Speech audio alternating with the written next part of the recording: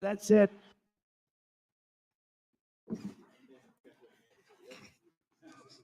That is a man who is incapable of avoiding criminal liability, a man who is wholly unfit for office, and a man who, at the very least, ought to think twice before accusing others of cognitive decline. Thank you for being here today, Mr. Hur. Thank you for illuminating a stark choice for this country in the months to come. I look forward to your testimony, and I yield back. Gentleman yields back. The chair now recognizes the chairman of the Oversight Committee, Mr. Comer, for an opening statement. Thank you. In August 2022, President Biden questioned in a 60 Minutes interview how anyone can be that irresponsible when asked about classified documents in the possession of former President Trump. But when President Biden said this, he knew that he had stashed classified materials in several unsecured locations for years, dating back to his time as vice president and even as a U.S. senator. President Biden, the White House, and his personal attorneys have not been honest with the American people about his willful retention of classified material and continue to hide information from Congress. President Biden's attorneys claim to have first discovered classified material at Penn Biden Center on November 2nd, 2022. However, President Biden and his lawyers kept it secret from the American people before the midterm elections. CBS News broke the story in January 2023, leaving Americans to wonder if the White House had any intention of ever disclosing that President Biden hoarded classified documents for years. One of my first actions after becoming chairman of the House Oversight Committee was to launch an investigation into President Biden's mishandling of classified documents. This investigation started before Special Counsel Hur was named, and what we found is alarming. Information obtained through multiple transcribed interviews conducted by the Oversight Committee contradict the White House's and President Biden's personal attorney's narrative about the discovery of classified documents at the Penn Biden Center.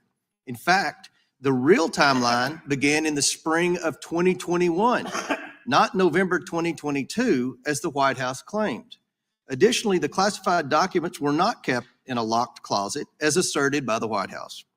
We've also learned that 5 White House employees and a Department of Defense employee were involved in the early stages of coordinating the organizing, moving, and removing of boxes that were later found to contain classified materials. There's no reasonable explanation as to why so many White House employees were concerned with retrieving boxes they believed only contained personal documents and materials. Why did President Biden keep these specific documents in unsecure locations for years? Many questions remain, but now the White House is obstructing Congress as we seek the truth for the American people. We've subpoenaed former White House counsel Dana Remus to appear for a deposition to provide information to our committee, but the White House is seeking to block her testimony. We've also subpoenaed the Department of Justice for audio recordings and transcript of President Biden's interview with Special Counsel Hur. These were due the morning of the State of the Union. Only this morning, a couple of hours before today's hearing, the Department of Justice finally provided the transcript of President Biden's interview with Special Counsel Hur. The timing is not coincidental. Although we've had little time to review the transcripts, from what we have seen, it is clear that the White House did not want Special Counsel Hur's final report to be released. The White House has refused to be transparent with the American people about the president's mishandling of classified documents. And worse, they have appeared to have lied about the timeline, about who handled the documents, and even about the contents of President Biden's interview with Special Counsel Hur. That is why today's hearing is important. Transparency is what we seek today, and we look forward to Special Counsel Hur's testimony. I yield back. Gentleman yields back. The chair now recognizes the ranking member of the Oversight Committee, Mr. Raskin, for his opening statement. Thank you, Chairman Jordan. There are just 3 basic points that all Americans need to understand about Mr. Hur's report. Number 1, the special counsel exonerates President Biden. The very first line of the report says it all, quote, "We conclude that no criminal charges are warranted in this matter." We would reach the same conclusion even if Department of Justice policy did not foreclose criminal charges against a sitting president. Second, the report establishes that President Biden offered complete and unhesitating cooperation with the special counsel's investigation. The Justice Department and the National Archives were proactively notified of the classified documents, and they were turned over. The president allowed the FBI to search his homes, and he sat for a voluntary interview for more than 5 hours on October 8th and October 9th, even as he was busy responding to Hamas's vicious terrorist attack in Israel. The report thus demonstrates President Biden's complete devotion to the rule of law and his respect for a fair and independent Department of Justice. President Biden did not assert executive privilege or claim absolute immunity for presidential crimes. He did not hide boxes of documents under his bed or in a bathtub. He did not fight investigators, nor did he seek to redact a single word of Mr. Hur's report. He consented to the search of numerous locations, including his homes, and he did everything he could to cooperate, not obstruct.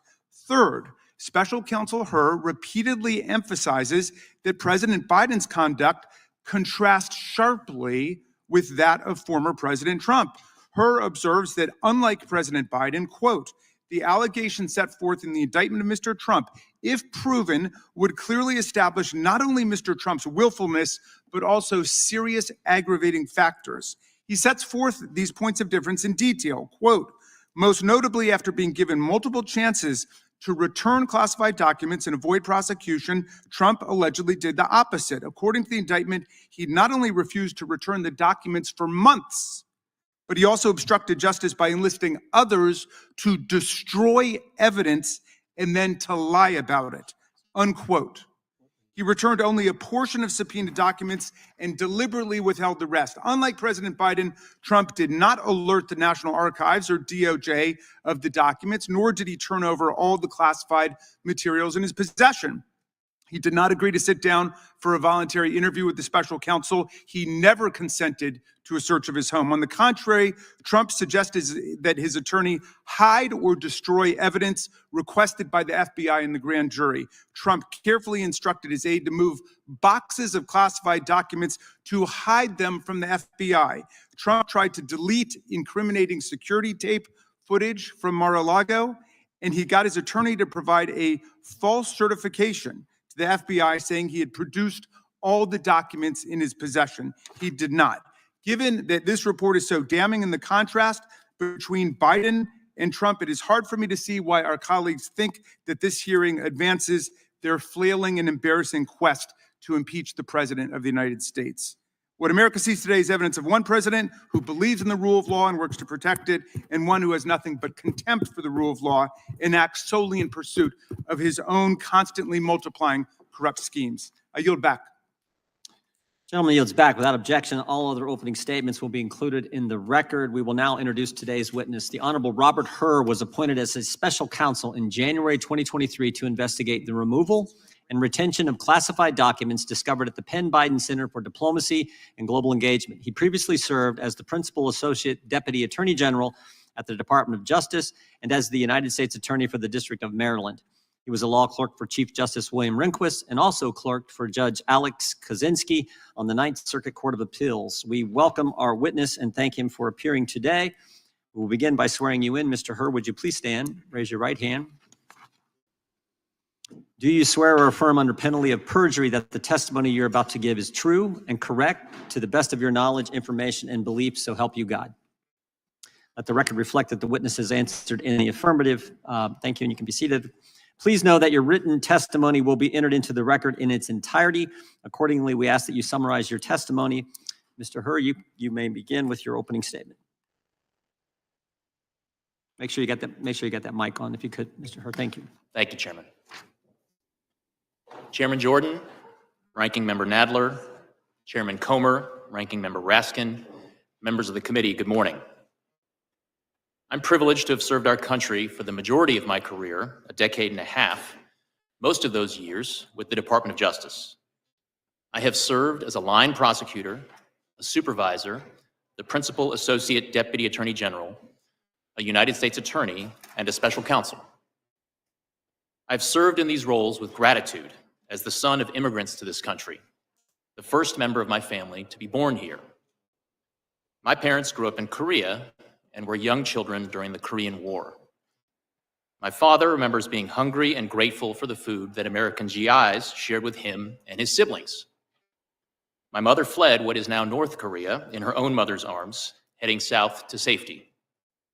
My parents eventually met, married, and came to the US, seeking a better life for themselves and for their children. Their lives and mine would have been very different were it not for this country.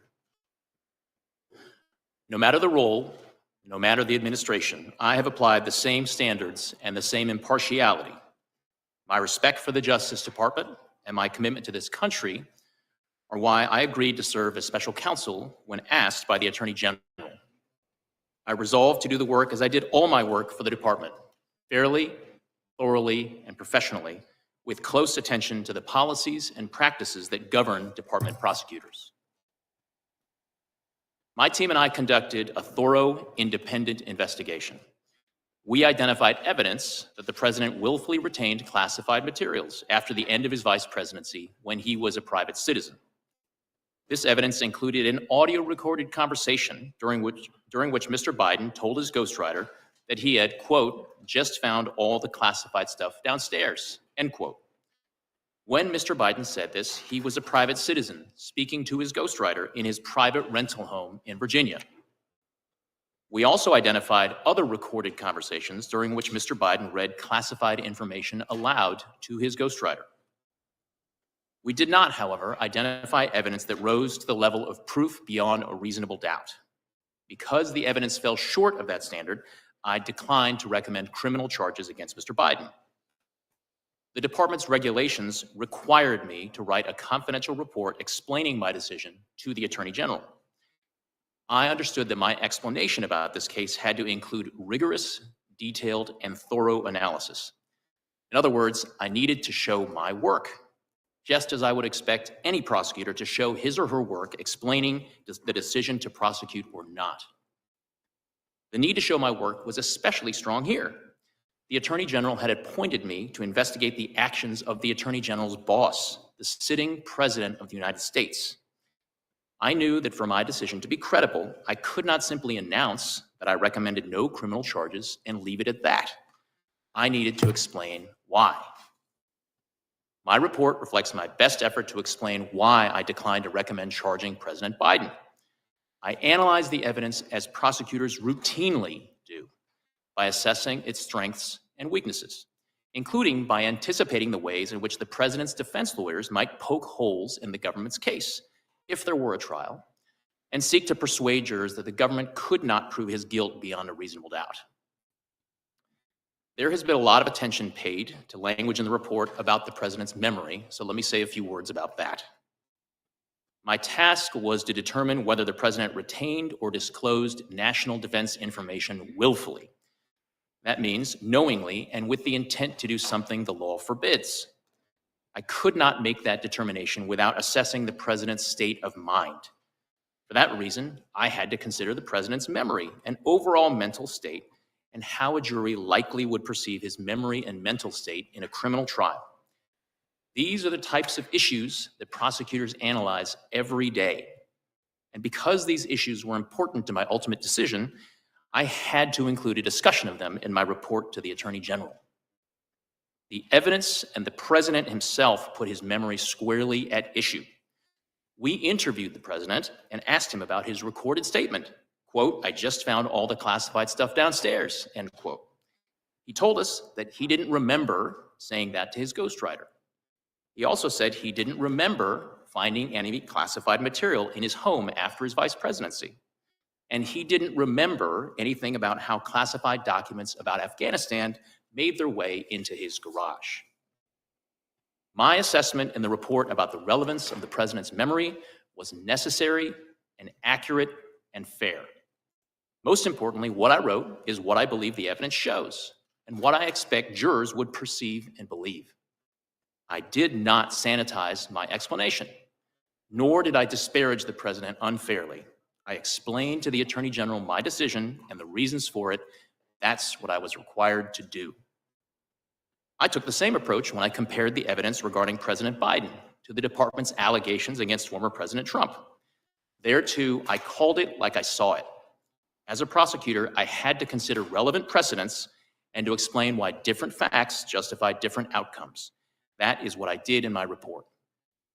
I'm confident the analysis set forth in chapters 11, 12, and 13 of my report provides a thorough evaluation and explanation of the evidence, and I encourage everyone to read it to inform their opinions of the report.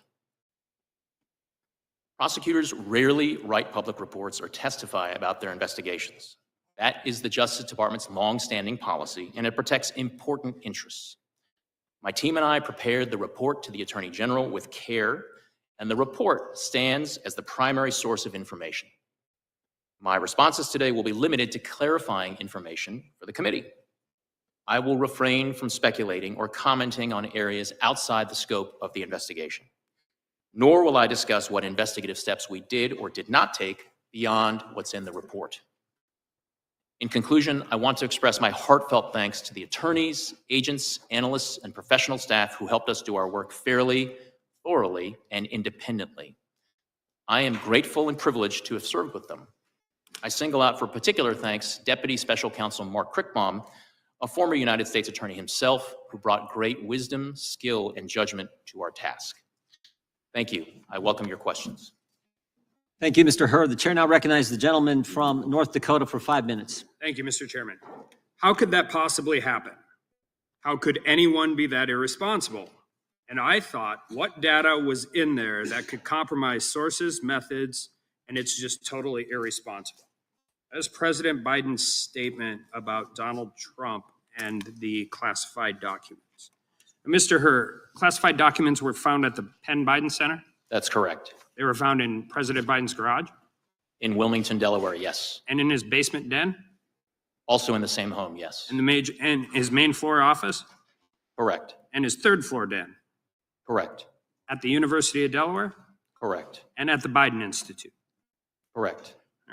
And the elements of the crime for this, I mean, we get into all of this, but the elements of the crime are pretty simple, right?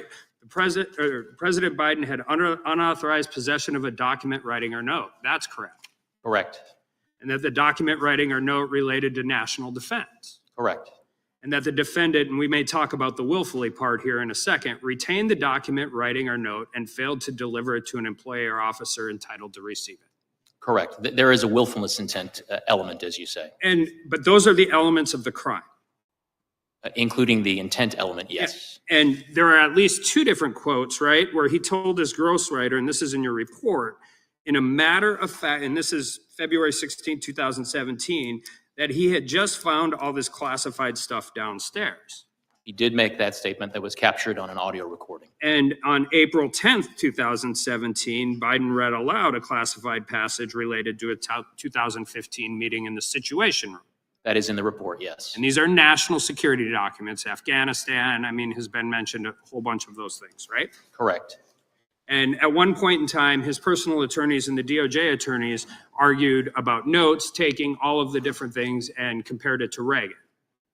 I'm sorry, could you repeat that, Congressman? President Biden's attorneys, personal attorneys, talked about the notes and why they didn't actually account for the Presidential Records Act. But you found that argument in your report. It seems a little persuasive, but you eventually said, no, the executive order trumps, right?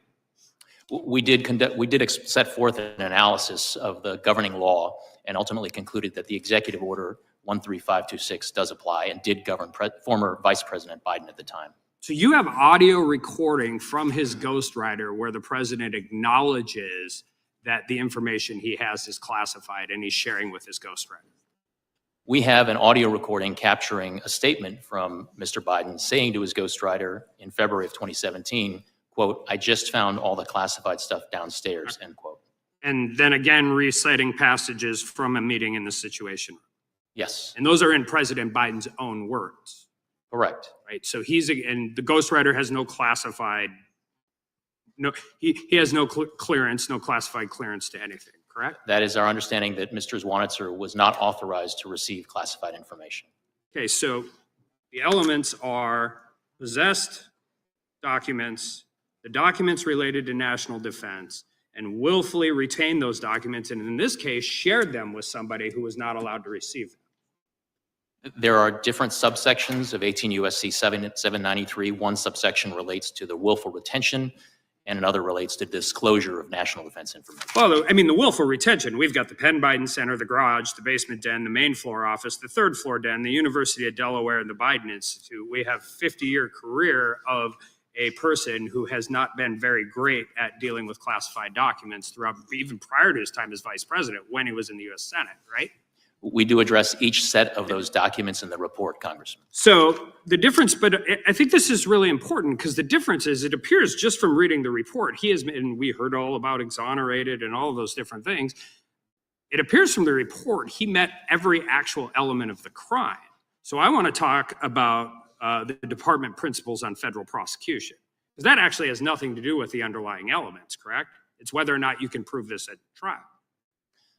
Under the department's justice manual and the principles of federal prosecution, a prosecutor has to assess the evidence and determine whether, in his or her judgment, the probable outcome will be a conviction at trial. So whether or not you meet the elements of the crime, which I think it's clear that he does, the second part of this is this, and that's where it gets into the sympathetic, well-meaning elderly man with a poor memory. You could have just said, we don't prosecute sitting presidents, but you did not. And you entered this, but that doesn't have anything to do with the actual elements of the crime. That has to do with getting a conviction at trial, correct? Well, Congressman, part and parcel of a prosecutor's judgment as to whether or not a conviction is the probable outcome of trial is assessing how the evidence identified during the investigation lines up with the elements and what proof can be offered to a jury during a trial. Sure, but his well-meaning elderly old man has nothing to do with the underlying elements of the crime. Well, it certainly has It's a something. presentation to the jury. It certainly has something. Gentleman can respond.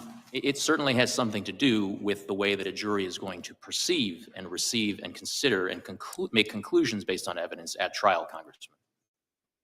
Time the gentleman has expired. The chair now recognizes the ranking member of the Judiciary Committee, Mr. Nadler. Thank you. Thank you, Mr. Chairman. Mr. Hur, in your written testimony, you say that you found some evidence that the president might have willfully retained classified materials at the end of his vice presidency, correct? Correct.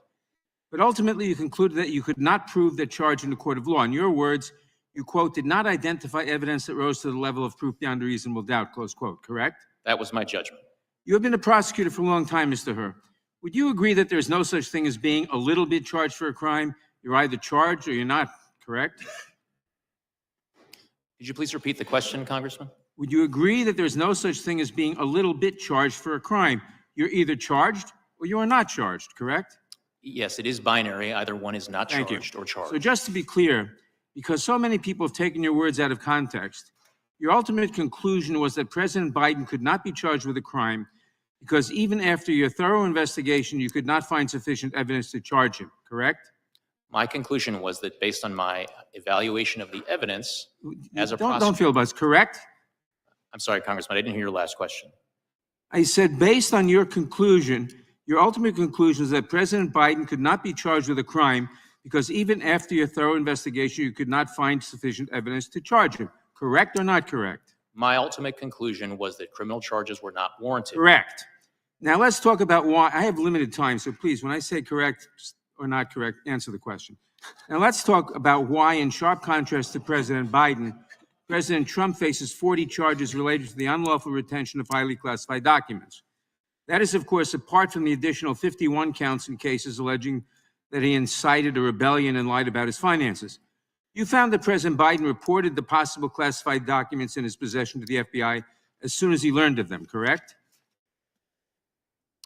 There was a voluntary disclosure by the President's counsel to authorities relating to the discovery of classified documents at the Penn Biden. Let's contrast this with President Trump.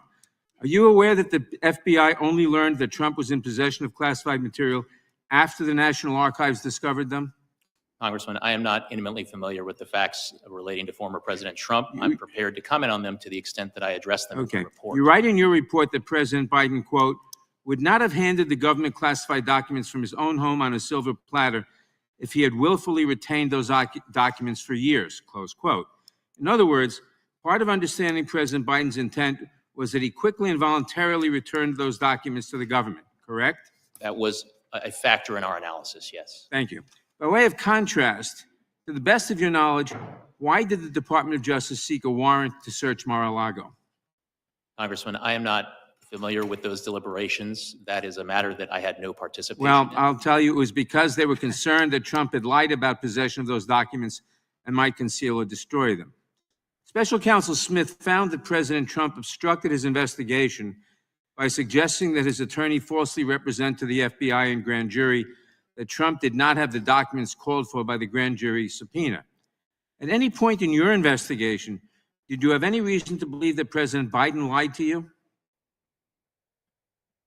I do address in my report one response that the president gave to a question that we had posed to him that we deemed to be not credible. Was it clear he didn't lie? I'm sorry, Congressman. The report is clear that he didn't lie, or that he caused his staff to lie to you, and that he didn't cause his staff to lie to you. Your report is clear on that. You agree that causing someone to lie to the FBI is a classic example of obstruction of justice? It is an example of obstruction, yes.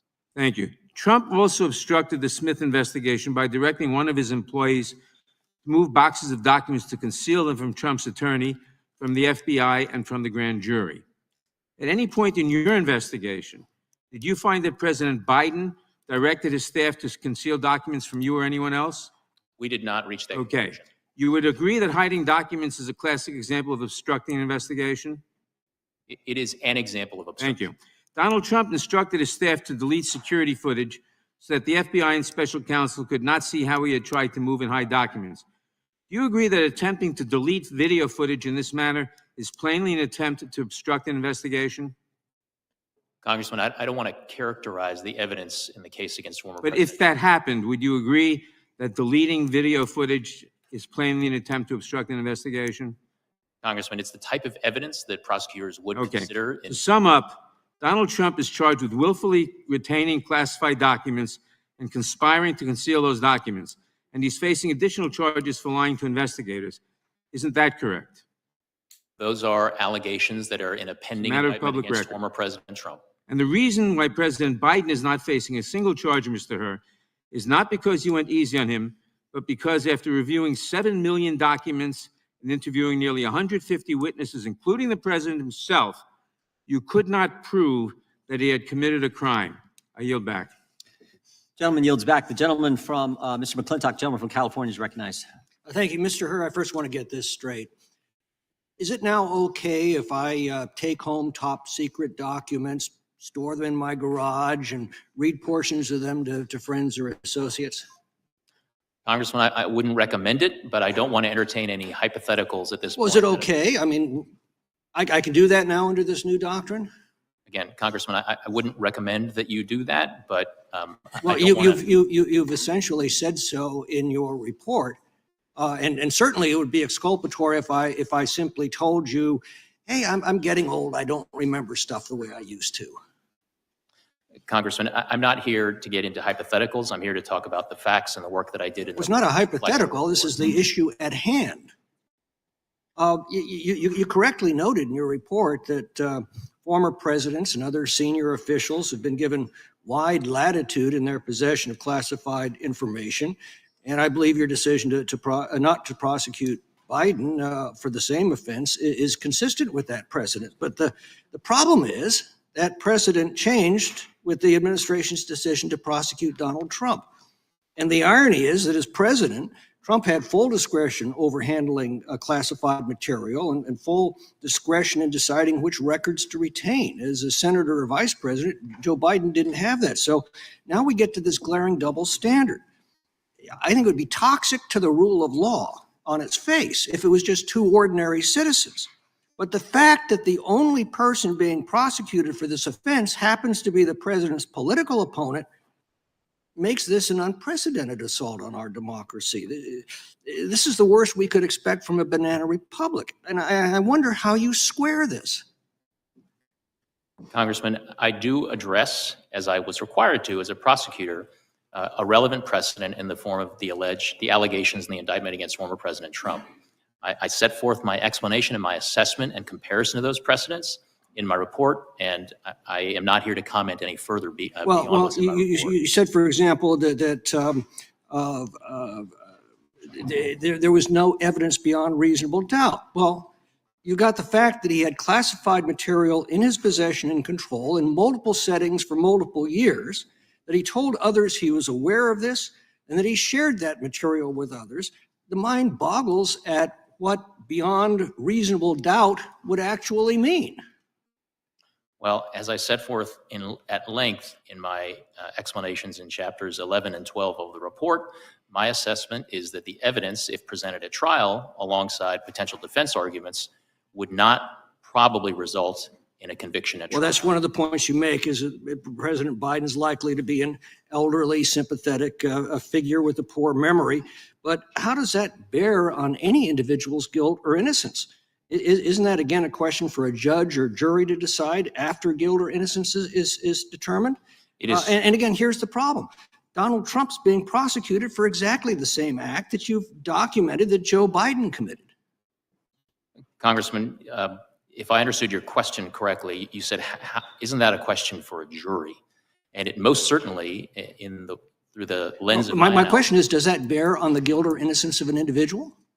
It certainly bears on how a jury is going to receive and perceive and make decisions. So the answer to my earlier question is correct. All I have to do when I'm caught taking home classified materials to say, I'm sorry, Mr. Herbert, but I'm getting old. My memory's not so great. Yeah, Congressman, This is the doctrine that you've established in our laws now, and it's frightening. Congressman, my intent is certainly not to establish any sort of doctrine. I had a particular task. I have a particular set of evidence to consider and make a judgment with respect to one particular set of evidence, and that is what I did. Well, Mr. Hur, here's the fine point of the matter. The foundation of our justice system is equal justice under law. That's what gives the law its respect and its legitimacy. And without it, the law is simply force, devoid of any moral authority. Justice is depicted as blindfolded for this very reason. It doesn't matter who comes before her. All are treated equally. You destroy this foundation, and the rule of law becomes a sick mockery. It becomes a weapon to wield against political rivals and a tool of despotism. And I am desperately afraid that this decision of the Department of Justice is now crossed a very bright line. And I yield back. Gentleman yields back. Chairman, I ask for unanimous consent to introduce the State of the Union as the hearing. Without objection, that'll be introduced. The ranking member is recognized for unanimous consent. Mr. Chairman, Mr. Chairman, I ask unanimous consent that a copy of an article in this morning's Washington Post entitled "Full Transcript of Biden's Special Counsel Interview Paints Nuanced Portrait. The President doesn't come across as absent-minded as Hur has made him out to be."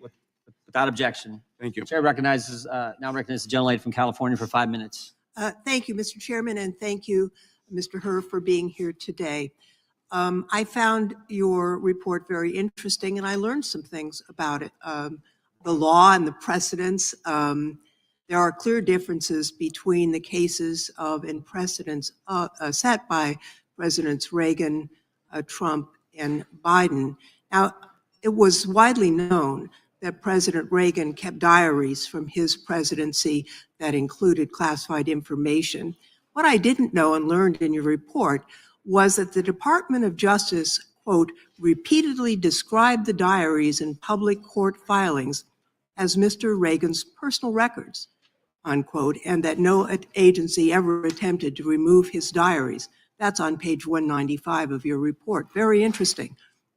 So the investigation found that President Biden believed that his notebooks were his personal property, including work and political notes, reflections, to-do lists, and more that he was entitled to take home. You found that on page 232.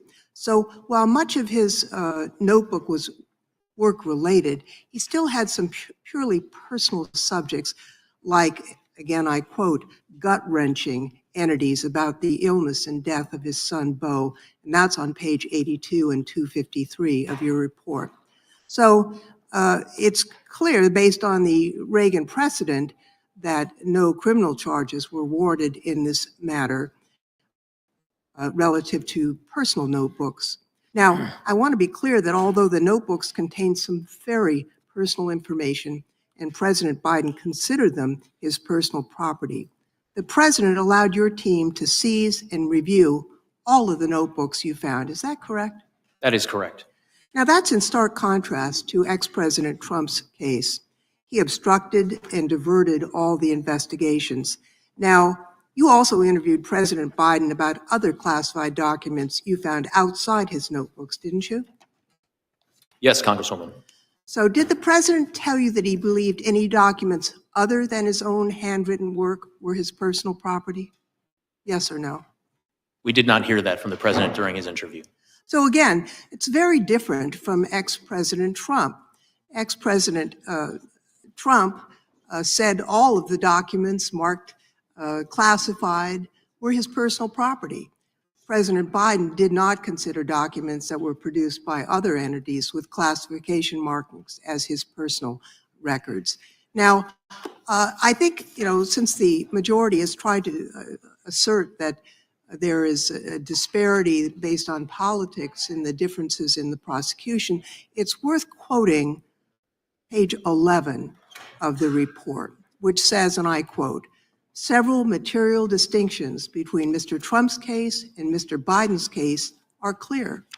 Most notably, after being given multiple chances to return classified documents and avoid prosecution, Mr. Trump allegedly did the opposite. According to the indictment, he not only refused to return the documents for many months, but he also obstructed justice by enlisting others to destroy evidence and then to lie about it." That's on page 11. Quote, "In contrast, Mr. Biden turned in classified documents to the National Archives and the Department of Justice, consented to the search of multiple locations, including his homes, sat for a voluntary interview, and in other ways cooperated with the investigation." It's clear that these cases are not the same. And frankly, I was surprised to learn that some of the classified documents were actually personal diaries that many executive officials have taken home with them because it was in their own handwriting, it was what they produced. And based on the Department of Justice public statements during the Reagan administration, it is understandable that a person could believe that their personal diaries that they produced were not to be turned over, just as President Reagan did not turn them over. So I appreciate your report.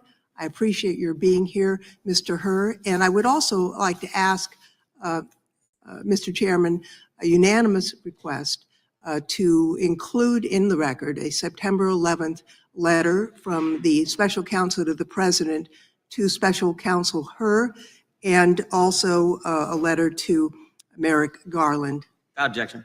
And with that, Mr. Chairman, I see my time has expired and I yield back. Gentlelady yields back. The chair is recognized. Mr. Hur, why did he do it? Why did Joe Biden, in your words, willfully retain and disclose classified materials? I mean, he knew the law. Been in office like 50 years. 5 decades in the United States Senate, chairman of the Senate Foreign Relations Committee, 8 years as vice president. He got briefed every day as vice president. He's been in the Situation Room. In fact, you know he knew the rules because you said so on page 226. President Biden was deeply familiar with the measures taken to safeguard classified documents. And Joe Biden told us he knew the rules. Mr. Armstrong said this earlier. Joe Biden was deeply familiar with it. You're exactly right, because he told us when Jack Smith goes after President Trump, Joe Biden says, how could this happen? What data was in those documents that could compromise sources and methods? It's irresponsible. So Joe Biden knew the rules. You know he knew the rules. And Joe Biden told us he knew the rules. So Mr. Hur, why did he break them? Congressman, the conclusion as to exactly why the president did what he did is not one that we explicitly address in the report. The report explains my decision to the Attorney General that no criminal charges were warranted in this manner. I think you did tell us. I think you told us, Mr. Hur. Page 231, you said this. President Biden had strong motivations. That's a key word. We're getting to motive now. President Biden had strong motivations to ignore the proper procedures for safeguarding the classified information in his notebooks. Why did he have strong motivations? Because, next word, because he decided months before leaving office to write a book to write a book. That was his motive. He knew the rules. He broke them because he was writing a book. And you further say, and he began meeting with the ghostwriter while he was still vice president. There's the motive. Mr. Hur, how much did President Biden get paid for his book? Off the top of my head, I'm not sure if that information appears in the report. Sure but does. There's a dollar amount in there. You remember? I don't, it may be 8 million if $8 that's accurate. million. Joe Biden had 8 million reasons to break the rules. Took classified information and shared it with the guy who was writing the book. That's why he did. He knew the rules, but he broke them for $8 million in a book advance. But you know what? It wasn't just the money. Joe Biden, here's this page 231, very next page. Joe Biden, in your report, Joe Biden viewed his notebooks as an irreplaceable, contemporaneous record of the most important moments of his vice presidency. He'd written this all down for the book, for the $8 million. And the next thing you say in your report is, quote, such a record would buttress his legacy as a world leader. You know what this is? It wasn't just the money. It wasn't just $8 million. It was also his ego. Pride and money is why he knowingly violated the rules. The oldest motives in the book, pride and money. You agree with that, Mr. Hur? You wrote it in your report. That language, and it does appear in the report, and we did identify evidence supporting those assessments. You also had another interesting statement in your report. You said Joe Biden, I want to make sure I get this right, viewed himself as a man of presidential timber. Remember that statement, Mr. Hur? I believe that does appear in the report, at least in the executive summary. I think this is interesting because here's the scary part. Page 200. I said this earlier in my opening statement. Page 200, Joe Biden, this is a quote, Joe Biden risked serious damage to America's national security when he shared information with his ghostwriter. Shared with his ghostwriter, the guy who was helping Joe Biden get $8 million. And oh, by the way, Mr. Hur, what did that ghostwriter do with the information Joe Biden shared with him on his laptop? What did he do after you were named special counsel? Chairman, if you're referring to the audio recordings that Mr. Zwanitzer created of his conversations with Exactly Mr. what Biden, I'm referring to.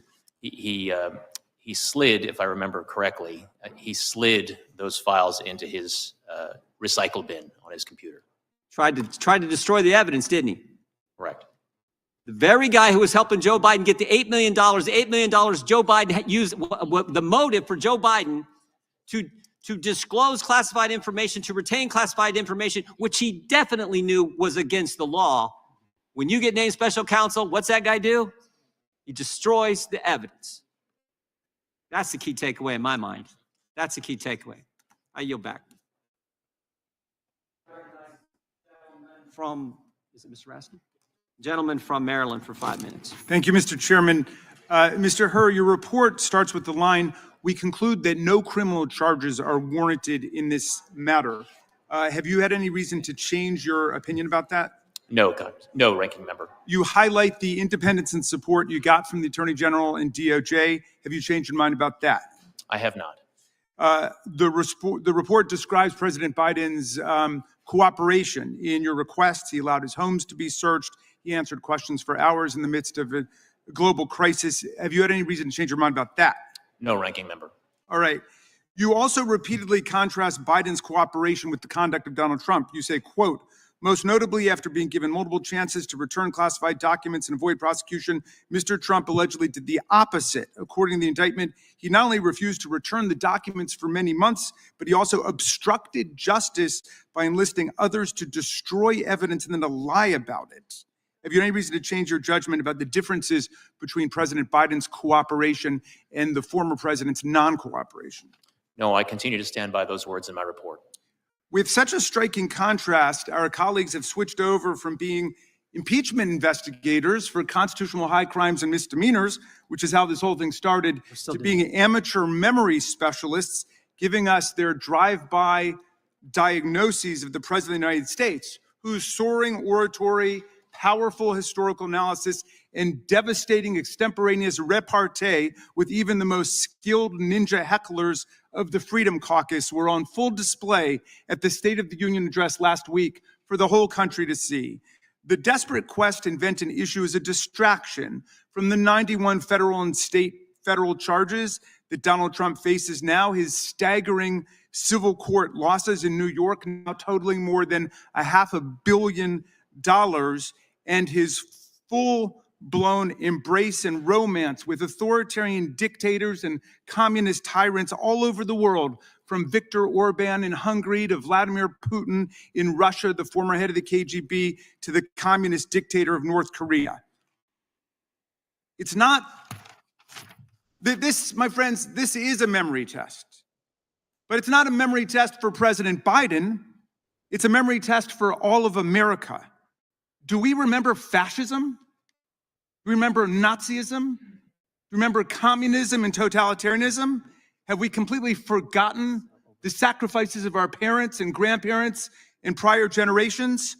While we play pin the tail on the donkey in this wild goose chase, all of these silly games, Donald Trump entertains authoritarian hustler Viktor Orban at Mar-a-Lago for the weekend, and Orban comes out to declare that if we indeed sleepwalk into another Trump presidency, Trump will, quote, not give a single penny to Ukraine. That's what all of this is about.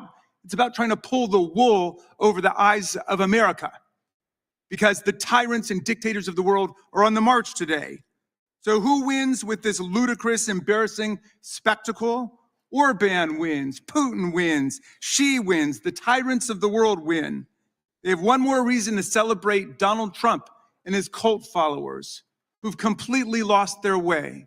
They're looking for high crimes and misdemeanors. Now they appoint themselves amateur memory specialists, and that's what they pounce on the President of the United States about. America faces a choice between democracy and tyranny. And the president laid it out at Valley Forge, and he laid it out in the State of the Union. Will America stand on the side of people struggling against fascist aggression? Will we stand with the people of Ukraine against Vladimir Putin, whose filthy war has meant the kidnapping of thousands of Ukrainian children, the murder, the slaughter of thousands of Ukrainian civilians, and the attack on an independent sovereign democracy? But we're not working on that today. We're not standing up for democracy and human rights and international law around the world. No, we're trying to play memory detectives, to parse the language of a president who the whole world got to see at the State of the Union address directly address the real questions of our time. And it is democracy versus dictatorship. And all of the autocrats and the theocrats, all of the kleptocrats of the world are together in league against American democracy, and we have to stand up for American democracy against these stupid games.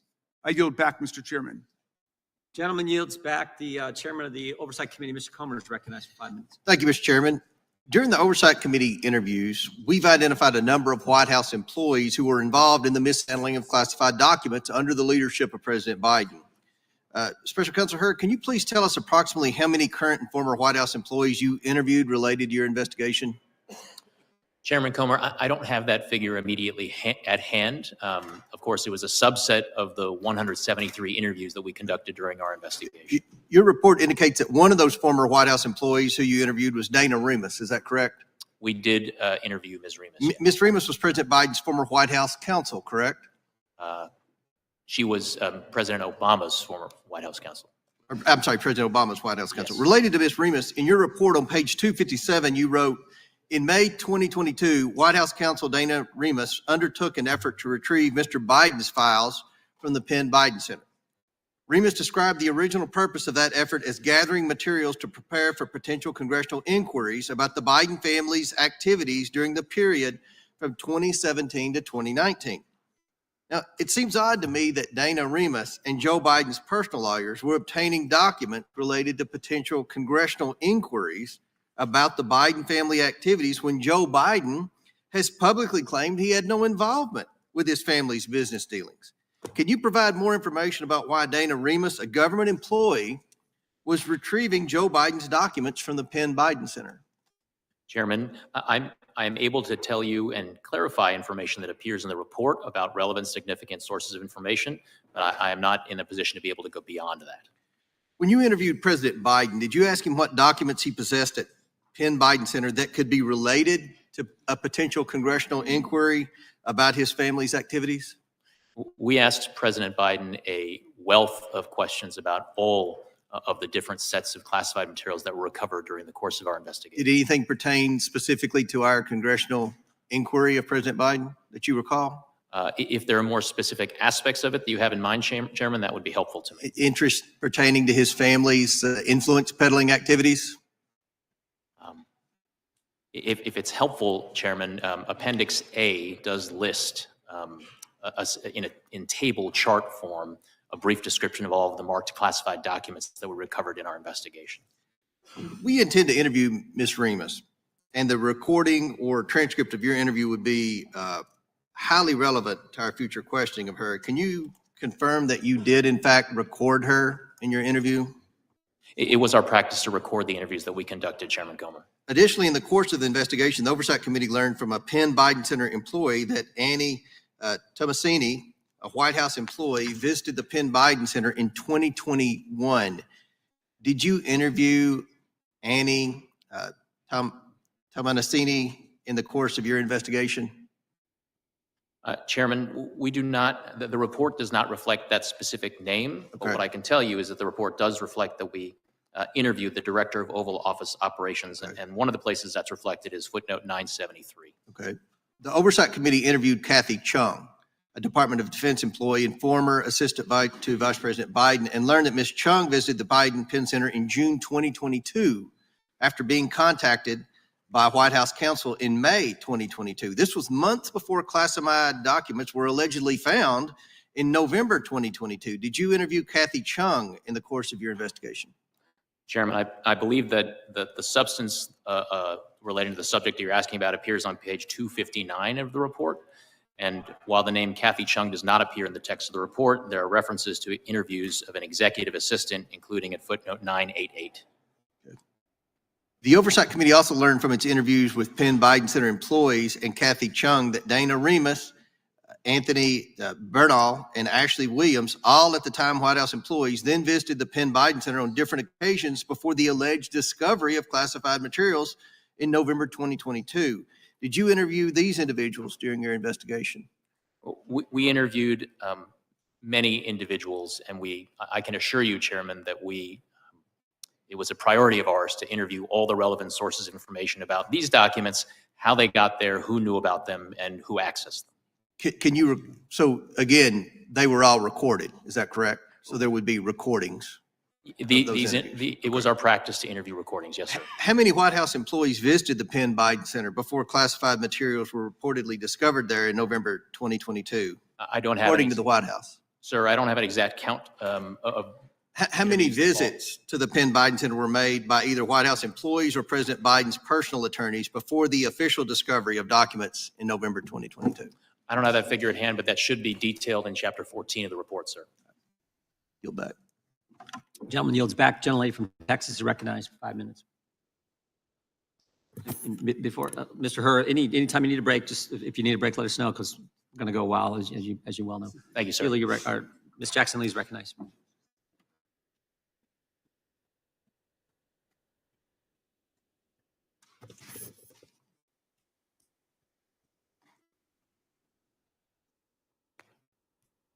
Mr. Hur, good morning. Good morning. The Republicans here asked for a lot of transcripts, but Chair Jordan has yet to release 90-plus transcripts from our interviews with those, if they are to be released to the American people, is the question. My question to you is, you decided, based on the facts, not to prosecute or indict or bring forward charges against the President of the United States, the sitting President, Joseph Biden. Is that correct? That was my judgment. This investigation was independent and thorough. Is that correct? Yes. We have heard from our Republican colleagues who are grasping at straws allegations that President Biden was treated lightly in this investigation. but just a plain reading of this report completely refutes that argument. There was no two-tiered system of justice. There was only a lack of evidence against President Biden. Mr. Hur, your office and the FBI undertook an extensive investigation into Mr. Biden's handling of classified information and of the classified documents the FBI seized, correct? Correct. In your investigation, you conducted 173 interviews of 147 witnesses, correct? That is correct. And President Biden himself was one of those witnesses, correct? Correct. For at least 5 hours or more. Correct. And President Biden engaged in this interview voluntarily. Correct. And the interview with President Biden lasted more than 5 hours. I've said that. That's correct. Correct. And the interview, and it occurred the day, which all should know, after the horrific attack, October 7th, 2023, Hamas attack in Israel, according to a letter from the White House Counsel. Is that correct? The interview spans 2 days, October 8th and October 9th. With the president having to be in and out to deal with an international crisis, and after the interview, he provided handwritten answers to additional questions, correct? Congresswoman, I don't recall the president being in and out during our interview to handle the internet. Let me go on. And President Biden allowed investigators to search his private houses. Is that correct? He did consent to the search of his residence. And your investigation collected 7 million documents for review in your investigation. Is that correct? Correct. And this included emails, text messages, photographs, videos, toll records, and other materials from both classified and unclassified sources. Correct. Correct? And you referred or reviewed President Biden's handwritten notes as well, correct? Correct. And you coordinated with the multiple government agencies to organize and complete your investigation, correct? We consulted with numerous agencies to conduct And that classification included- reviews of evidence that was seized during the investigation. Right. And that included working with national security experts in the intelligence community to carefully analyze each classified document that was obtained. With respect to marked classified documents, that's correct. We submitted excerpts from the former vice president's notebooks for classification review. And if agencies reviewed classified material and gave it different levels of classification, you classified it as a higher level for the purposes of your investigation to be thorough, correct? That is reflected in appendices A Thank and you. B. The FBI requested classification review from each identified agency accordingly for documents where multiple agencies had equities. The special counsel's office used the highest level of classification identified by an agency as the current classification of the document. Let me go on. Attorney General Garland appointed you as special counsel over the matter on January 12, 2023, correct?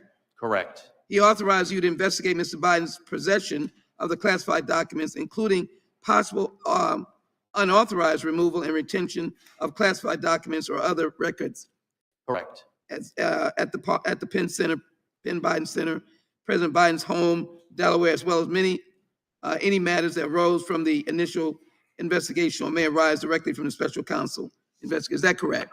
I believe that accurately reflects the language of the appointment order. So you operated an independent investigation for about a year, which you just stated that you had adequate resources to complete, in which you conducted 173 interviews, included with President Biden himself. You reviewed 7 million documents, including President Biden's personal records, and searched his home thoroughly. And in this thorough, lengthy investigation, you did not uncover enough evidence to recommend prosecution against the president. Is that correct?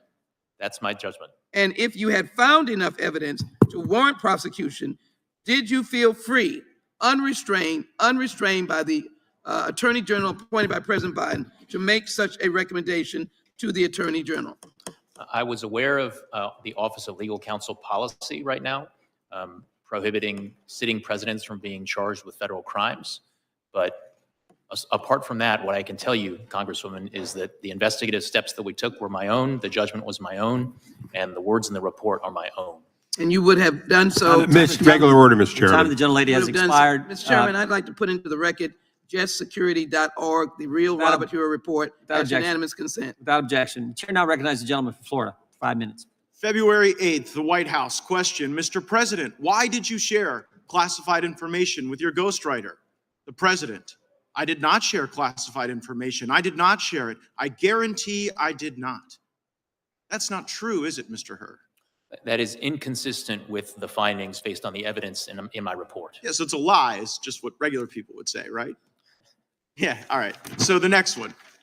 And all the stuff that was in my home was in filing cabinets that were either locked or able to be locked. That wasn't true either, was it? That was inconsistent with the findings of our investigation. Another lie, people might say, right? Because what you put in your report was among the places Mr. Biden's lawyers found classified documents in the garage was a damaged open box. So here's what I'm understanding, right? As Mr. Armstrong laid out, you find in your report that the elements of a federal criminal violation are met, but then you apply this senile cooperator theory that because Joe Biden cooperated and the elevator doesn't go to the top floor, you don't think you get a conviction. And I actually think you get to the right answer in that. I don't think Biden should have been charged. Don't think Trump should have been charged. But under like the senile cooperator theory, isn't it frustrating that Biden continues to go out and lie about the basic facts of the report that lay out a federal criminal violation? Congressman, I need to disagree with at least one thing that you said, which is that I found that all of the elements were met. One of the elements of the relevant mishandling statute is the intent element. And what my report reflects is my judgment that based on the evidence, I would not be able to prove beyond a reasonable doubt to a jury that that intent element had been right, met. but the reason you have that doubt is the senile cooperator theory. The fact that Joe Biden is so inept in responding that you can't prove the intent, which again, I don't quibble with that conclusion, but it's frustrating to be like, oh, well, this guy's not getting treated the same way as Trump because the elevator's not going to the top floor, so we can't prove intent. While at the same time, Biden goes out there at the White House and says, well, you know, he just blatantly lies. And what I'm trying to figure out is whether or not Biden's lying because he's still so senile, he hasn't read your report, or whether it's a little craftier and a little more devious and perhaps a little more intentional than we might otherwise think. So I also want to go to this Biden Penn Center. Like, did it give concern to you that the Biden Penn Center, where all this classified stuff was being mishandled, was being floated by foreign governments? Congressman, we were concerned with getting to the bottom of all of the classified documents that were recovered during the course of our— Yeah, but what bothers me is the money that was paying for the place where the documents were being inappropriately held. It was the Chinese and it was other foreign countries. Did that play into your analysis? Did you look into the $1 billion in foreign funding sources at the Biden Center at UPenn, for example? Congressman, we conducted a thorough, impartial, and fair investigation, and we were very, very concerned with getting to the bottom of all the relevant questions relating to the recovered documents. Did you look into the fact that the Chinese were floating the place where this guy was keeping the documents unsecure? Yes or no? Congressman, to the extent that we identified evidence that was relevant and significant to our investigation, we put it in our report. Okay, well, it seemed relevant to me, maybe not to you. Another thing that seemed relevant to me is this ghostwriter, right? So the ghostwriter purposefully deletes this evidence that seems to be like show culpability of Biden's crimes, and you don't charge him. Why did you not charge the ghostwriter with obstructing justice and deleting evidence? Well, for a number of reasons that are laid out in the report, but in brief, Congressman, yes, when we interviewed the ghostwriter, he did tell us, and I'm trying to get the exact language, that one of the things on his mind, one of the things he was aware of, was that I had been appointed special counsel and was conducting an investigation. Right, so he didn't, just so everybody knows, the ghostwriter didn't delete the recordings just as a matter of happenstance. Ghostwriter has recordings of Biden making admissions of crimes. He then learns that you've been appointed. He then deletes the information that is the evidence, and you don't charge him. That is reflected in the report, and one of the reasons— Like, what does somebody have to do to get charged with obstruction of justice by you? If like deleting the evidence of crimes doesn't count, what would meet the standard? So, Congressman, as we state in the relevant chapter of the report, one of the things that Mr. Zwanitzer did not delete was transcripts of the recordings that he had created that included inculpatory evidence relating to Mr. Biden. Oh, so if you destroy some evidence but not other evidence, that somehow absolves you of the evidence you destroy? Like, here's what I see. Zwanniger should have been charged, wasn't. Biden and Trump should have been treated equally. They weren't. And that is the double standard that I think a lot of Americans are concerned about. I see my time's expired. I yield back. Gentleman yields back. The gentleman from Tennessee is recognized for 5 minutes. Thank you. Thank you, Mr. Chairman. Mr. Hur, thank you for being here. little confused about this hearing. Mr. Raskin laid out the big picture, what we should be concerned about, but in the more limited picture, Director Mueller had an investigation. He's our most famous recent special prosecutor, and he found sufficient evidence to say there was a connection between Russia and the Trump campaign. And it supported a criminal prosecution if he were not president. You found there was no evidence to support a criminal prosecution. And the story here is simple. President Biden identified classified documents in his home and other places and told archives about them.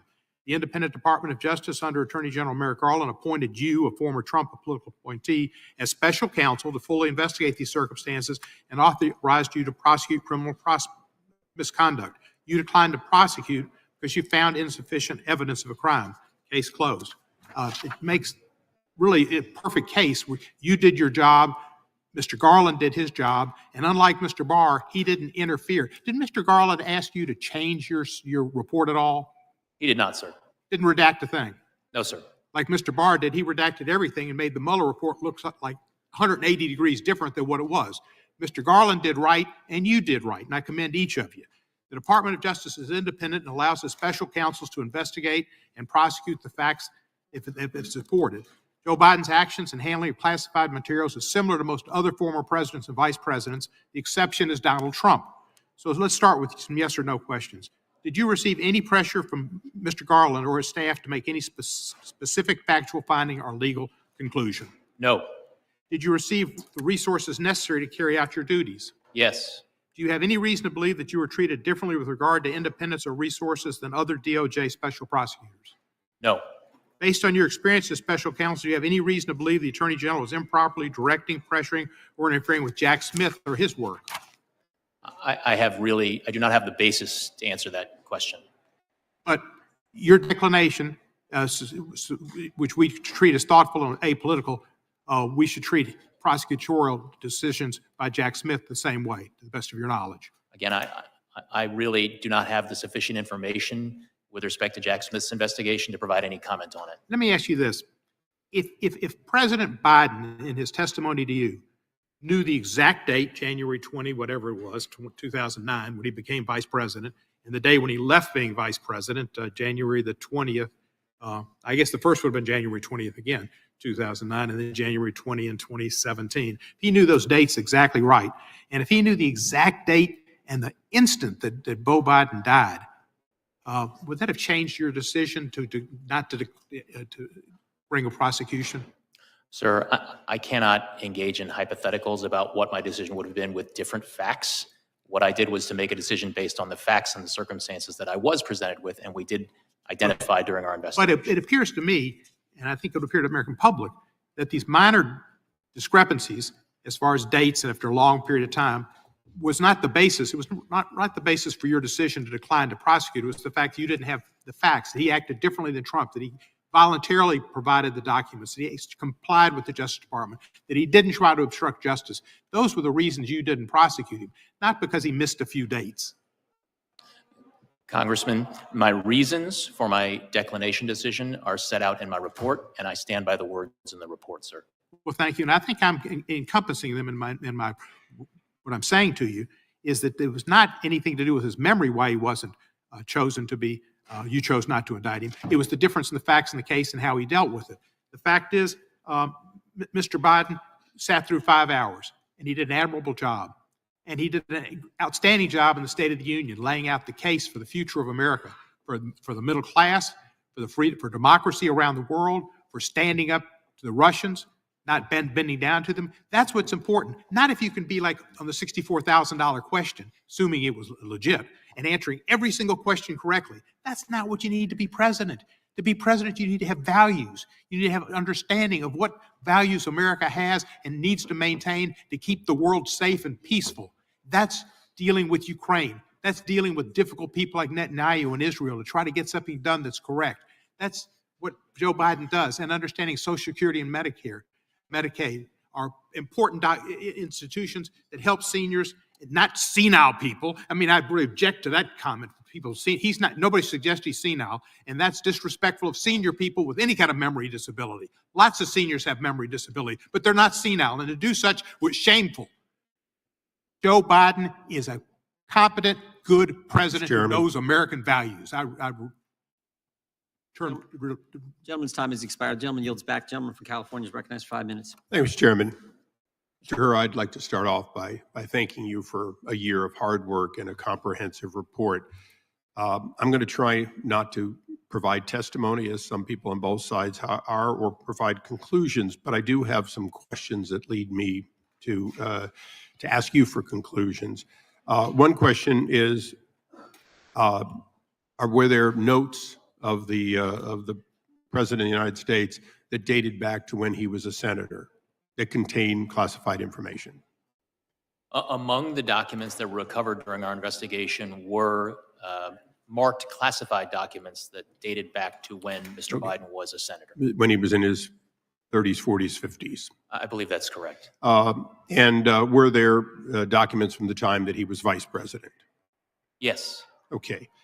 So there's been a lot to do about, senility, non-senility, poor memory, and so on. But let's just go through something that you deal with as a prosecutor every day. You first start off with a set of initial evidence that indicates there may have been a crime. Is that right? By the time it gets to you, usually you have some evidence that there may have been a crime.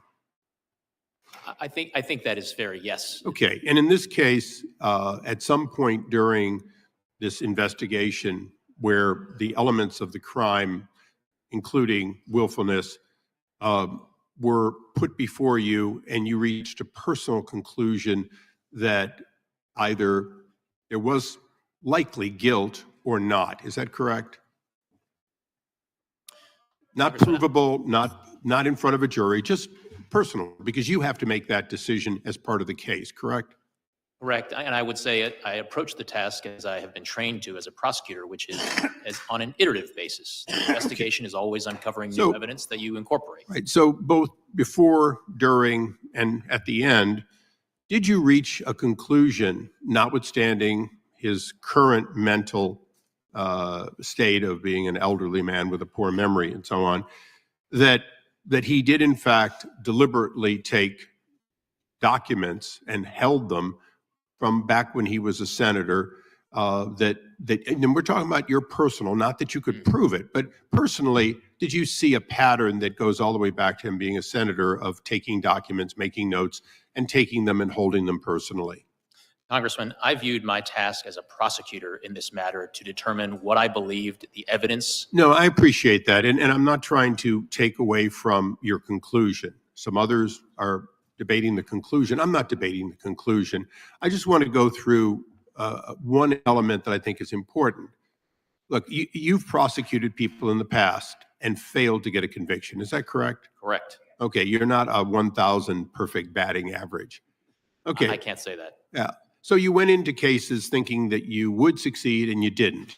One might say you probably declined to prosecute ones that you might have either gotten a conviction or gotten a plea on. Would you say that's fair to say over your long career? I think that's fair because I take the rules as set forth in the Justice Manual seriously. However, I'm going to presume that you would never prosecute someone you thought was outright innocent. Correct. In this case, did you reach a conclusion that this man was outright innocent? That conclusion is not reflected in my report, sir. Right. So you did not reach that conclusion, or it would have been in your report. I viewed my task of explaining my decision to the Attorney General as being based on my judgment and my assessment of the evidence. Would a conviction at trial be the probable outcome? And I just want to make sure the record is complete in that, because I think it's extremely important. You did not reach an idea that he had committed no wrong. You reached a conclusion that you would not prevail at trial and therefore did not take it forward. Is that correct? Correct, Congressman. Okay. I just want to go through one or two these are housekeeping almost. The documents that the president, then vice president, took, which included his own notes, to your knowledge, aren't those covered by the Freedom of Information Act? Potentially. I honestly do not know, Congressman. Aren't they covered by the Presidential Records Act, as every note and every text of the president, the vice president, and members of cabinet are covered? I think different folks would have different views on whether they're covered by the PRA, Congressman. But isn't it true that he left office leaving no copies of that behind, and that alone was inconsistent with an open and transparent individual, correct? I'm not aware of copies of those materials being left behind, Congressman. Okay, I want to thank you, and Mr. Chairman, I want to thank you for the extra few seconds. I yield back. Gentleman yields back. The gentleman from Georgia is recognized. Thank you, Mr. Chairman. Mr. Hur, you've led a distinguished career, earning your law degree from Stanford University, and you served as a student as executive editor of the Stanford Law Review, correct? Correct. Then you went on to clerk for Judge Kaczynski of the Ninth Circuit, correct? Yes, sir. After that, you ascended to a clerkship with then Chief Justice William Rehnquist on the United States Supreme Court, correct? Correct. And then you later joined the Daddy Bush Department of Justice as a special assistant to known Federalist Society member and now FBI Director Christopher Wray. Isn't that correct? I did spend some time working for former Assistant Attorney General Christopher Wray. And you later joined the Trump Justice Department as the Principal Associate Deputy Attorney General, working as the right-hand man for another known Federalist Society member, Rod Rosenstein. Isn't that correct? I served as Mr. Rosenstein's principal deputy. And then Donald Trump appointed you to serve as U.S. Attorney for the District of Maryland. Is that correct? President Trump nominated me to serve in that position, and I was you were unanimously confirmed by the United States Senate. That's correct. And thereafter, Attorney General Merrick Garland appointed you to serve as special counsel for the United States Department of Justice to conduct a full and thorough investigation of certain matters to determine whether or not Joseph Biden should be charged with unlawfully removing and retaining classified documents. Isn't that correct? Correct. And nowhere in that order does Attorney General Garland authorize you to conduct an investigation and issue a report on whether President Biden is mentally fit to serve as president. Isn't that correct? That does not appear in the appointment order. And pursuant to your appointment to conclude your investigation, you issued a report that was published by Attorney General Garland, correct? He made it available to Congress, sir. And your report concluded that after a full and thorough investigation, the evidence was insufficient to establish that President Biden had willfully retained classified documents. Isn't that correct? My judgment was that based on the state of the evidence, a conviction at trial was not the probable outcome. And you determined that there was no evidence of willful retention because each time classified documents were discovered to be in the president's possession, the White House notified the National Archives right away. The Biden legal team and the White House fully cooperated with the National Archives during the investigation. Once the DOJ opened the investigation, President Biden and his personal counsel fully cooperated. Isn't that correct? We did identify some evidence of willful retention and disclosure, but we But also the point noted is, though, that the president cooperated fully with you. And didn't they never tried to hide any documents from you, did they? The report does note steps of cooperation taken by the president. Thank you, sir. And last but not least, unlike in the Trump classified documents case, President Biden's counsel never falsely certified that there was no classified documents in the president's possession, correct? The report does include some comparisons and contrasts between the facts alleged in the Trump case and the Biden case. Despite clearing President Biden from being prosecuted, you used your report to trash and smear President Biden because he said in response to questions over a 5-hour interview that he didn't recall how he got the documents. And you knew that that would play into the Republicans' narrative that the president is unfit for office because he's senile. And the American people saw during the State of the Union address that that was not true. But yet that's what you tried to offer to them, and that's why they are having you here today, so that they can expand upon that narrative. And you knew that that's what was going to happen, didn't you? Congressman, I reject the suggestions that you have just made, that is well, not what happened. Let me move on. Partisan then, politics sir. played You no are a part member whatsoever in my work. You are My a work member of the was Federalist independent Society, are you not? and fair. Are you a member of the Federalist Society? I am not a member of the Federalist Society. But you are a Republican, though, aren't you? I am a registered Republican. Yes, sir. And you're doing everything you can do to get President Trump reelected so that you can get appointed as a federal judge or perhaps to another position in the Department of Justice. Isn't that correct? Congressman, I have no such aspirations, I can assure you, and I can tell you that partisan politics had no place whatsoever in my work. It had no place in the investigative steps that I took. It had no place in the decision that I made, and it had no place in a single word of my report. Thank you, sir. Gentleman's time has expired. The gentleman from New Jersey is recognized for 5 minutes. Thank you, Mr. Chairman. Mr. Hur, thank you for being here. You know, I think for the folks that may be watching this at home, they might be a little bit confused, and I'm trying to organize this in my mind as well. The way the president is portrayed in your report and just how we feel about him. Was he a well-meaning, forgetful man, as you said? Or was he a man that was focused on history? Was he a man that maintained and retained these top secret documents that should have been not in his home?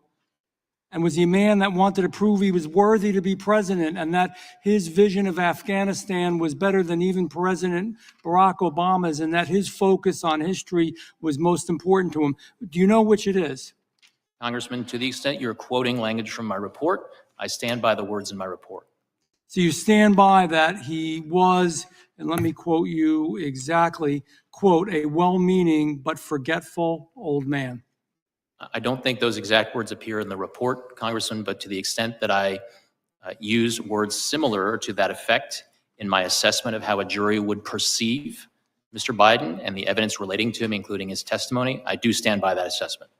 So is it accurate to say that in your interview, President Biden retained and disclosed classified materials as a means to bolster his image as a presidential figure? And I'm going to ask you for yes or no's here because our time is so limited. I believe words to that effect are in my report, Congressman. So the answer is yes. Would you agree that President Biden's intent to showcase his legacy provides a motive for his actions concerning classified materials? Yes or no? It is one of the motives addressed in the report. Yep, to showcase his legacy. Is it accurate to quote your report that classified documents were found in, quote, badly damaged boxes in his garage near a collapsed dog crate, a dog bed, a Zappos box, and an empty bucket? Is that correct? Those words do appear in the report.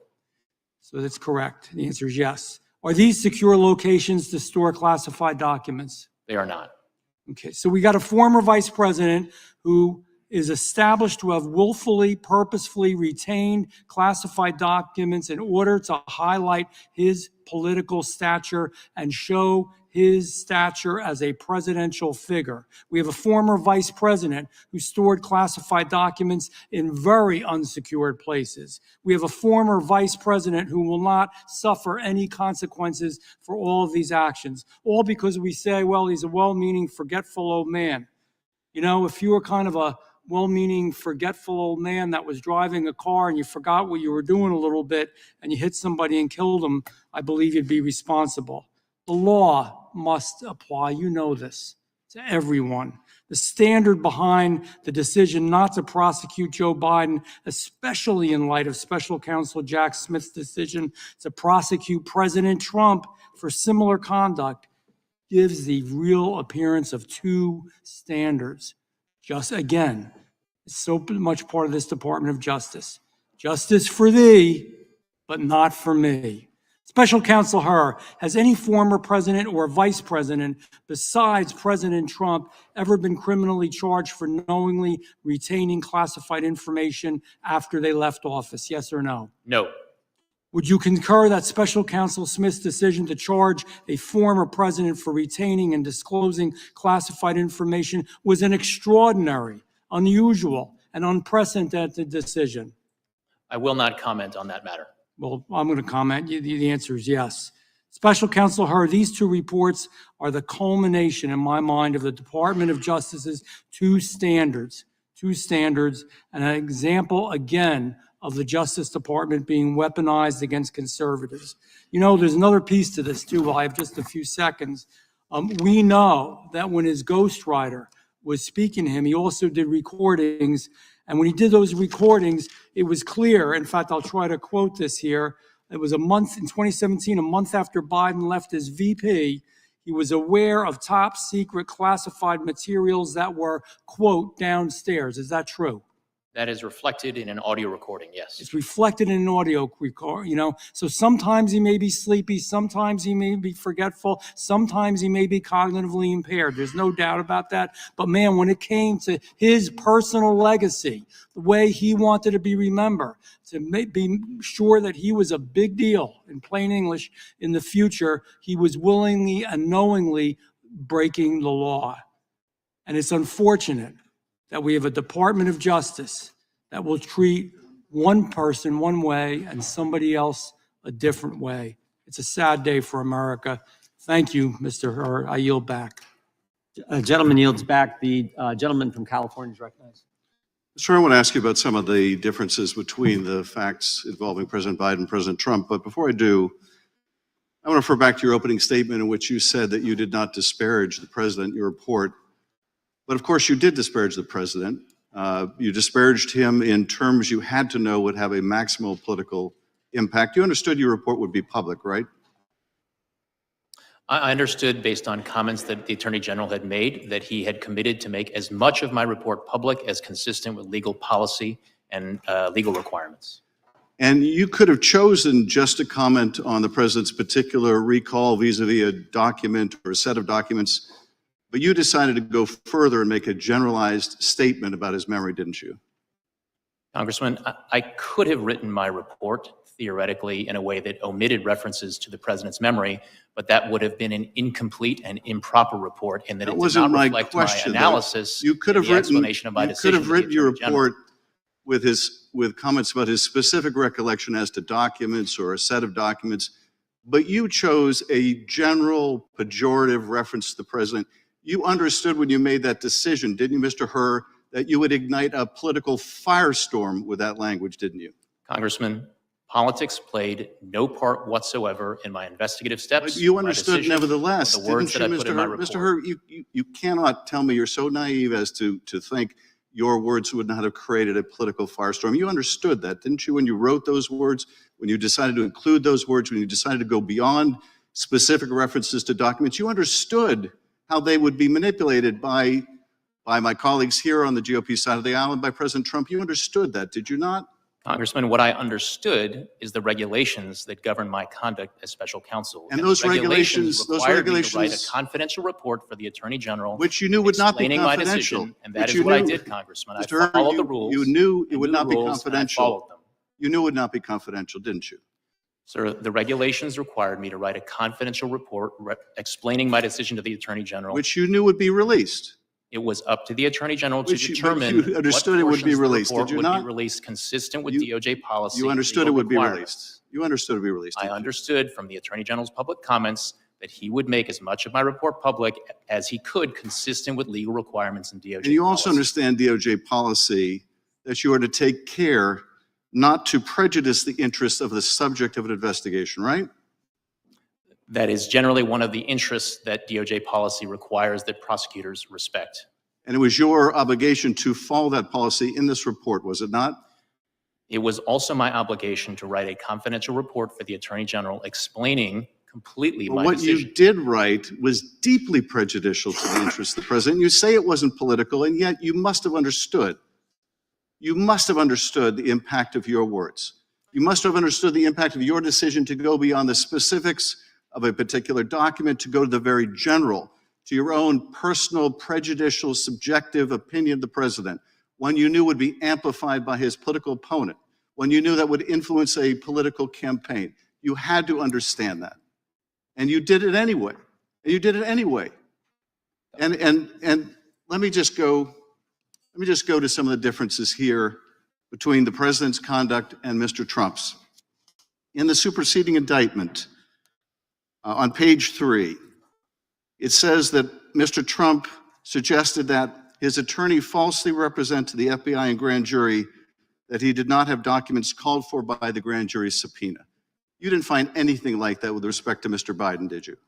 Congressman, I do not have the Trump indictment in front of me, but I need to address something that you said in your prior question. What you are suggesting is that I needed to provide a different version of my report that would be fit for public release. That is nowhere in the rules. I was to prepare a confidential report that was comprehensive and thorough of an What is explanation in the of my rules, position as Mr. Attorney General. Hur, what is in the rules is you don't gratuitously do things to prejudice the subject of an investigation when you're declining to prosecute. You don't gratuitously add language that you know will be useful in a political campaign. You were not born yesterday. You understood exactly what you were doing. It was a choice. You certainly didn't have to include that language. You could have said vis-a-vis the documents that were found at the university, the president did not recall. There is nothing more common. You know this, I know this. There is nothing more common with a witness of any age when asked about events that are years old to say, I do not recall. Indeed, they're instructed by their attorney to do that if they have any question about it. You understood that. You made a choice. That was a political choice. It was the wrong choice. Mr. Chairman, I yield back. Gentleman yields back. The gentleman from Arizona, did special counsel wish to respond to that final question? Yes, Congressman, what you are suggesting is that I shape, sanitize, omit portions of my reasoning and explanation to the Attorney General for political reasons. No, I suggest that you not shape your time report to- for political reasons, time which is- is what you time is did. the That did witness not is in happen, response. Congressman. That did not happen. Gentleman yields back. The gentleman from Arizona is recognized for 5 minutes. Thank you, Mr. Chairman. Thank you, Mr. Hur, for being here. Thank you for your report. I've read it. And I think where you and I might have disagreements, there may be matters of opinion and not necessarily the facts as you've reported them. So I want to go over the elements of the offense that seem to have at least struck my craw is the where you put in here twice that the jury would not likely to find intentionality on the part of disclosure in particular. So I want to talk about that for a second. So if it's not willful, we might say an accident, something negligent, careless, that would not necessarily rise to willful or intentional or purposeful, right? Those are different standards of intent under the law. Yes, sir. Yeah. So when President Biden misplaced 30 briefing documents in 2010 that had classified material, and they're not sure even if they ever got them all back, or when he was in the Hamptons at a party and he lost what they were calling code words, which is high security information, that wasn't necessarily willful. There was no indication that he purposefully did that. Accidental, negligent. You indicated, don't know if we even got all that information back. We're assuming maybe we did. That would not be willful, right? As reflected in the report, there were certain categories of documents where when we looked into them and investigated how they got to where they ended up or how they ended up being misplaced, we did not identify evidence of willfulness. Yeah, and so if something's willful, you wouldn't say it's ignorant, it's not incompetent, it's not accidental. We'd say something like it's willful, it's intentional, it's purposeful. It indicates really a choice that you have made a deliberate, conscious decision to act in a certain way. Is that fair? That is fair, Congressman. And as I explained in the report, the standard, the willfulness standard basically can be boiled down to the following things: that you know that what you are doing is against the law and when you do it. Correct. So let's take a look at it. And this has been brought up before in February of 2017. He's having the discussion with the ghostwriter. He says, he's at the Virginia house at this point. He says, I just found all the classified stuff downstairs, right? So he knows he's got classified stuff, right? 2 months later, in April, he's at a different location, is my understanding. I think he's now up in Delaware. And as you look at let's look at 105, 106 here. He says, Biden reads from a different notebook entry. He reads aloud from notes summarizing a range of issues. We're talking about U.S. military and views expressed there by the intelligence community, the DNI, CIA director. And while he's reading those notes, he says, I can't read my own writing. Do you have any idea what the heck I'm saying here? He asked the ghostwriter. Ghostwriter says, well, something, blah, blah, blah. And Biden says this: some of this may be classified, so be careful. Some of this may be classified, so be careful. Now, my immediate response was, okay, so he knows he's got classified docs. He's looking at this. He can't read it. He's giving this to somebody he knows has no security clearance. So he says, hey, read this, but be careful. It might be classified. The next thing, and the guy says, okay. Next thing he says, well, I don't know if it's classified or not. I'm suggesting to you, and this is where you and I have a difference of opinion. When you say something like, hey, look, this may be classified. Be careful. That warning to be careful because it may be classified, that indicates guilty knowledge. That indicates he might know something more than he otherwise would have. And it indicates, then they go on and they read it. As you point out here, he reads classified information, and it's still classified today. That's on page 106. So when you look at this, it's hard for me to say, well, he was ignorant, he was incompetent, he was accidental. No. He had guilty knowledge. He knew and told the guy that he's going to expose that classified material to, hey, be careful. Be careful. It may be classified. That indicates something a little bit more than mere knowledge. Indicates that he has some intent there. Because the next thing he should have said is, hey, I don't know if it's classified, but we're going to skip over this until that's resolved. He didn't do that. What he said is, read it anyway. Yield back. Gentleman yields back. The gentleman from California is recognized for 5 minutes. Mr. Hur, I was moved by your parents' immigrant story and how that has shaped you. And their story is a story that so many of us know through our constituents. It's the story of America. It's a story that the guy who appointed you would end if he was in charge again. It's a story that most of the folks on the other side of the aisle seek to block every day in this room, but it's a story that's persuasive. You want your report to be received with credibility, is that right? My goal was to provide a thorough explanation of my decision to the Attorney General as I was required to do. And as I said in my opening statement, I felt that I needed to show my work. And you want to be received as credible, right? That would be helpful and laudable, yes. Well, a lot has changed since 2018 for the person who appointed you, former President Trump. Since you were appointed, he was impeached for leveraging 350 million US taxpayer dollars over Ukraine to get dirt on President Biden. He was then impeached a second time for inciting an insurrection. He was charged for possessing classified documents and obstructing justice. He was charged for paying for the silence of a porn star.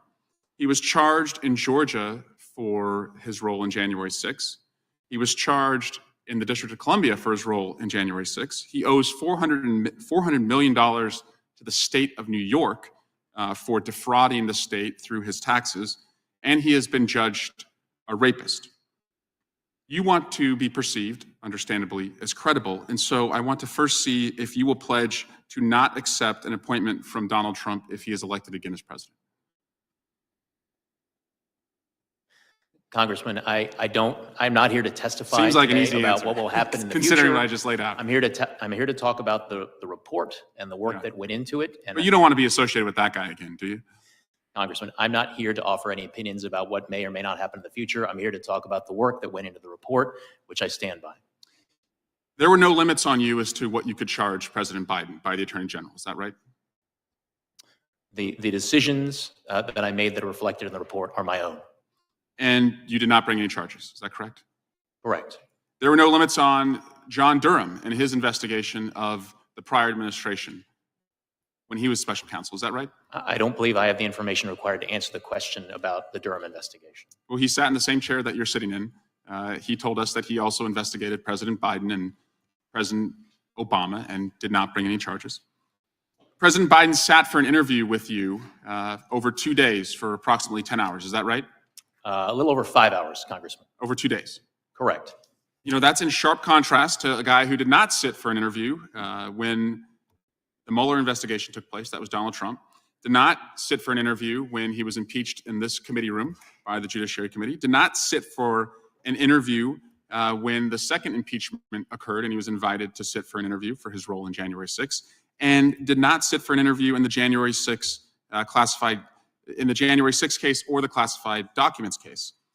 Chairman also has not sat for an interview in his own subpoena, but Joe Biden has. I now want to turn you to the transcript and day 1, page 47. You said to President Biden, you appear to have a photographic understanding and recall of the House. Did you say that to President Biden?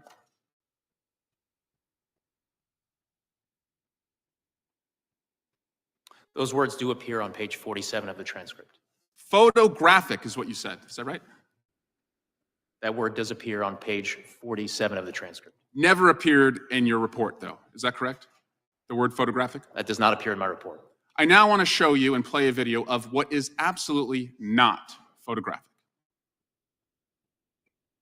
In the failing New York Times by an anonymous, gutless coward. We are a nation that just recently heard that Saudi Arabia and Russia will repeat. I hope they now go and take a look at the oranges of the investigation. And I watch our police and our firemen down in 7-Eleven, down at the World Trade Center. And we did with Obama. We won an election that everyone said couldn't be won. This is the very definition of totalitarianism. And let me begin by wishing you a beautiful, look, you remember this? Do you remember? God bless the United States. The windmills are driving them crazy. They're driving the gentleman. whales, I think a little batty. And I went to Puerto Rico and I met with the president of the gentleman yields back. The chair now recognizes the gentleman from North Carolina. Thank you, Mr. Chairman. Mr. Hur, I'm way down here at the end of the dais. I think today the Justice Department released the transcripts of the interviews with President Biden. Are you aware of that? I understand that to be true, yes. Did you have any involvement in the decision or the timing of the release of the transcripts? No, Congressman. Did you make any recommendation about the release of the transcripts or being done or not? I did not. That was above my pay grade. Yeah, I don't know why they've been released so close to this hearing, but it sort of it impacts our ability to evaluate your report and ask you questions about it. So, but there's one point, just as an illustration, on 221 of your report, you're describing, I think, it's the Afghan pack or something like that about in 2009, I think is the information came from. And you say, as one reason not to prosecute, Mr. Biden says, in addition, Mr. Biden told us in his interview that he does not recognize the marking confidential as a classification marking. To him, the marking means the document should be held in confidence, but not necessarily that it is classified. And footnote 866 is a reference, and it refers to the Biden 10-9-23 transcript at 24 and 25. Now, we have that now, but we haven't until this morning. But I just want to read from that exchange. This is on page 24 at line 15. Mr. Crickbaum. So this is a typewritten document. It's got a confidential, what appears to be a stamp at the top. And the top of the document indicates it's from the American AM Embassy, Kabul. It's dated what appears to me to be November 09. The only question I have for you about this, Mr. President, is the confidential marking. Do you recognize that to be a classification marking? President Biden, no. I mean, confidential doesn't want to get around. It's not in a category, I don't think, of code word, top secret, that kind of thing, but I don't even know where it came from. Mr. Crickbaum, are you familiar with confidential as a level of classified information? President Biden, well, if I got a document that said confidential, it would mean that no one else could see it but me, and you give it or the people working on this issue. Mr. Crickbaum, and are you aware that among certain categories of classified information, there is top secret, secret, and there's also a category of classified information called confidential. Is that something that you are aware of or not? President Biden, yes, I was aware of it. I don't ever remember when I got any document that was confidential that was meant for me to read and or discuss with the people who sent me the memo. So, and then it trails off. So as I read those answers, they're equivocal. He at first says he doesn't know. Do you recognize that to be a classification marking? He said no, and then goes on to explain. But then Mr. Crickbaum came back and he said, are you aware that among certain categories of classified information, there's also a category of classified information called confidential? And he says, yes, I was aware of it. So Mr. Hur, just in that one instance, there seems to be a discrepancy between the conclusion in the report or the summary of the evidence in the report and what the transcript says. Can you offer any guidance to this committee why you would put that summary in your report as opposed to saying that he gave inconsistent answers? Or in fact, why didn't you nail down in the transcript which was the right answer? He's given answers that says no, and then he says yes. Why didn't you pursue it until you knew?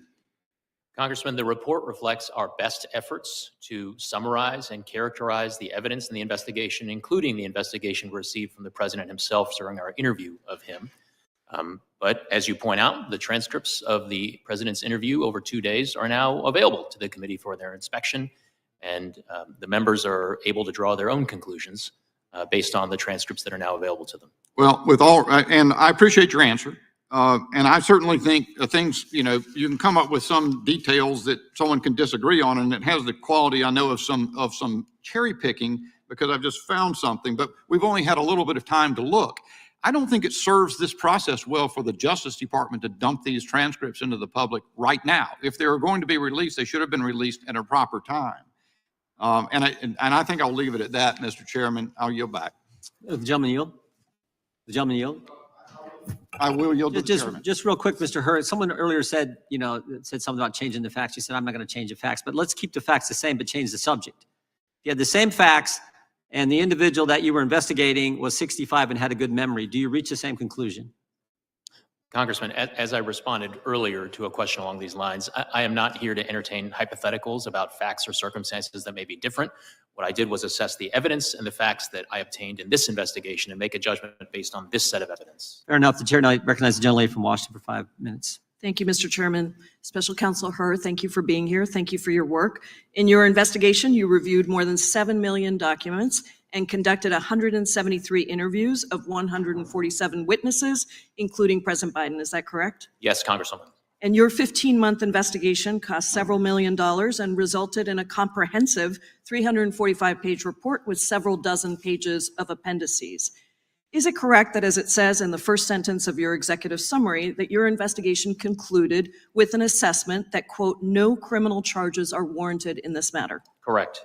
So this lengthy, expensive, and independent investigation resulted in a complete exoneration of President Joe Biden. For every document you discussed in your report, you found insufficient evidence that the president violated any laws about possession or retention of classified materials.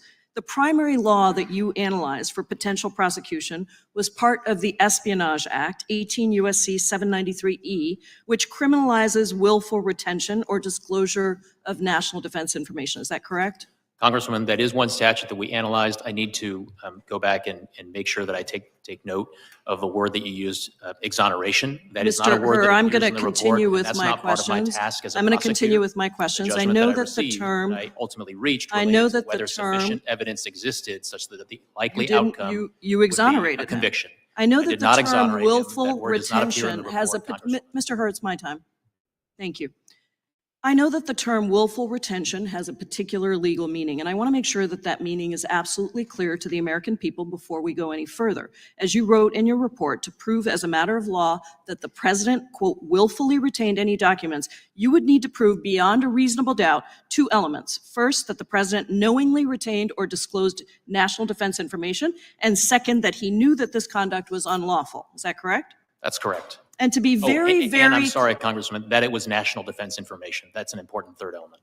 Okay, thank you. To be very, very clear, you did not find sufficient evidence to prove either of those elements beyond a reasonable doubt to show that Mr. Biden willfully retained any of the classified national defense materials that were recovered during your investigation, correct? My conclusion was that the admissible evidence was not sufficient to make conviction at trial a probable outcome. Not sufficient. Thank you. Let me ask you about a few specific examples so the American people are clear. One set of documents was discovered by investigators in the president's Delaware home. His staff had assembled those documents into binders in 2014 to prepare him for an event with Charlie Rose. Some of the documents in those binders were marked classified. You reviewed all of the facts surrounding the classified documents in those binders, and you determined, and this is a quote from your report, these facts do not support a conclusion that Mr. Biden willfully retained the marked classified documents in these binders, correct? That language does appear in the report. You also reviewed another set of classified documents from the president's home related to the Afghanistan troop surge in 2009, and you evaluated whether the president willfully retained such documents in his Delaware home or a home that he rented in Virginia in 2017. In your report, you said that there was, quote, a shortage of evidence, end quote, for any wrongdoing, and, quote, other innocent explanations for the documents that we cannot refute, end quote. Are those quotes correct? Congresswoman, if you have particular page sites for those quotations, I'd be happy to confirm their Page accuracy. 6. It's right up on the screen.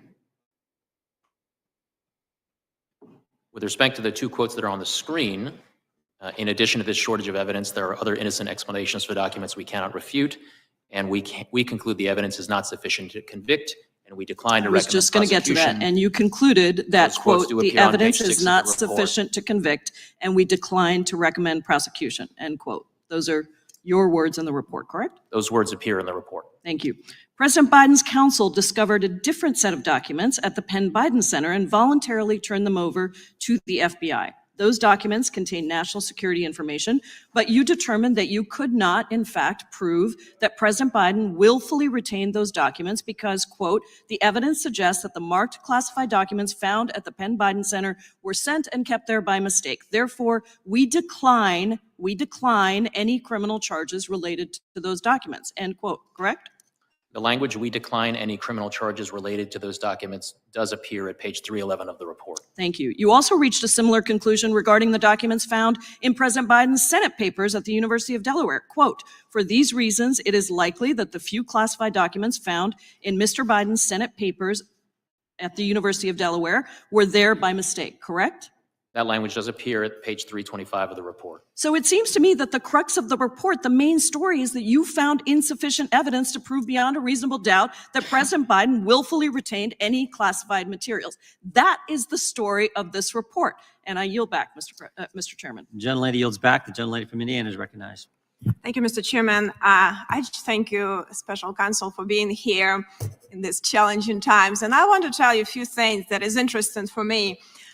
You obviously could see that there is a motive, there is a legacy. You obviously see that there was a willful retention of these documents, but it's interesting for me that when you talk about sympathetic, well-meaning, older man with elderly man with a poor memory, it seems like every attorney would advise you to be sympathetic and be well-meaning. And it seems like the whole FBI needs to do based on my hearings here, I need to do check on amnesia because everyone says doesn't recall. So it seems to me that it might have been something way more in his recollection. There's a typical I don't recall, because that's what everything's like. That's how I've learned it here. So is there something more than that just I don't recall something for you to actually decide? Because it seems that this is the core of the whole investigation. Why didn't you pursue further the charges?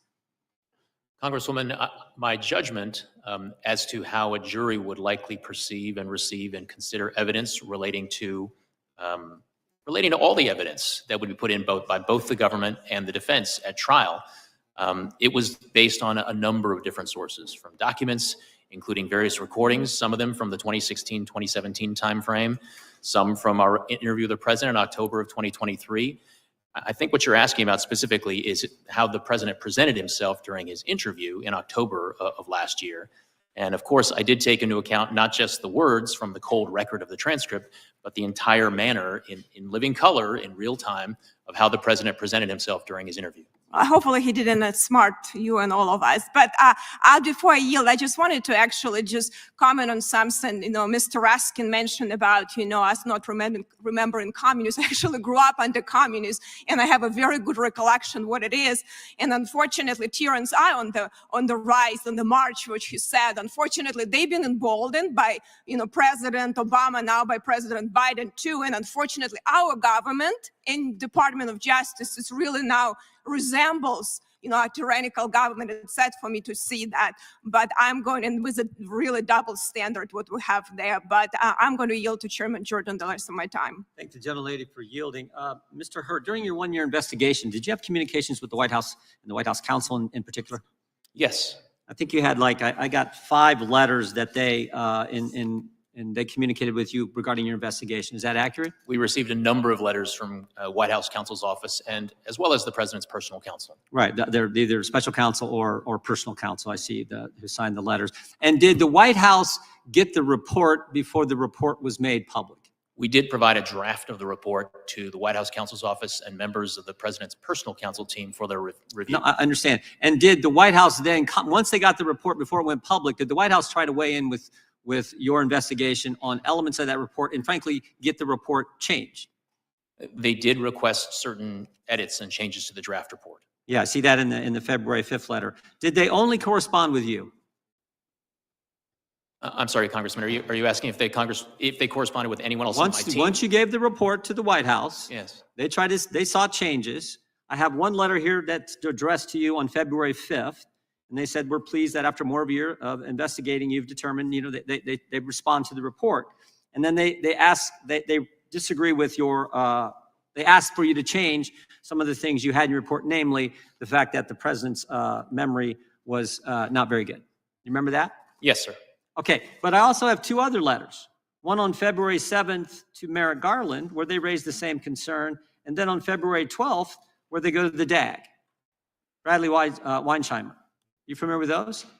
I am familiar with those letters. Bradley Weinsheimer is an assistant or associate deputy attorney general. Right, associate DAG, the ADAG, right? Yes. And Merrick Garland, of course, is the attorney general. So yes, you're familiar with the fact that they went over your head? They were certainly entitled to write whatever letters they wished to Mr. Weinsheimer and to the attorney general.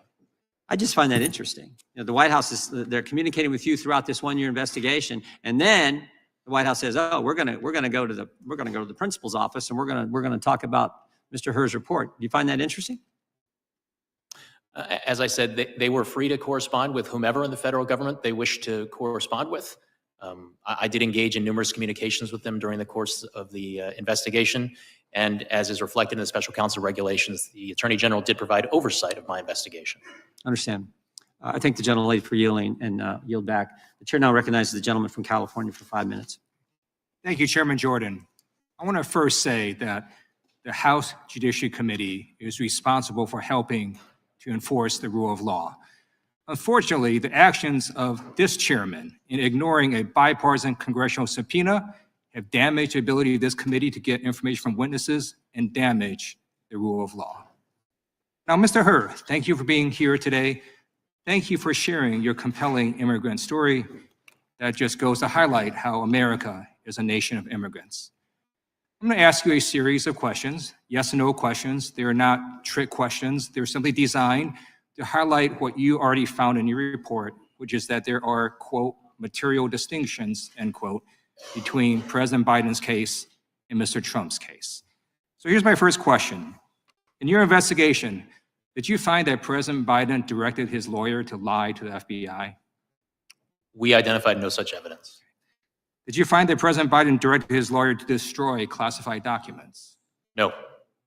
Did you find that President Biden directed his personal assistant to move boxes of documents to hide them from the FBI? No. Did you find that President Biden directed his personal assistant to delete security camera footage after the FBI asked for that footage? No. Did you find that President Biden showed a classified map related to an ongoing military operation to a campaign aide who did not have clearance? No. Did you find that President Biden engaged in a conspiracy to obstruct justice? No. Did you find that President Biden engaged in a scheme to conceal? No. Each of the activities I just laid out describe what Donald Trump did in his willful mishandling of classified information and his criminal efforts to deceive the FBI. In contrast, President Biden handed over documents without delay and complied fully with investigators. Mr. Hur, in your report, you write that, quote, according to the indictment, Trump not only refused to return the documents for many months, but he also obstructed justice by enlisting others to destroy evidence and then to lie about it, end quote. You also say that if proven, these would be, quote, serious aggravating facts, end quote. Do you still stand by your analysis? I do. I have a few more questions as well. In your investigation, did you find that President Biden set up a shell company and covertly paid $130,000 in hush money to an adult porn star? No.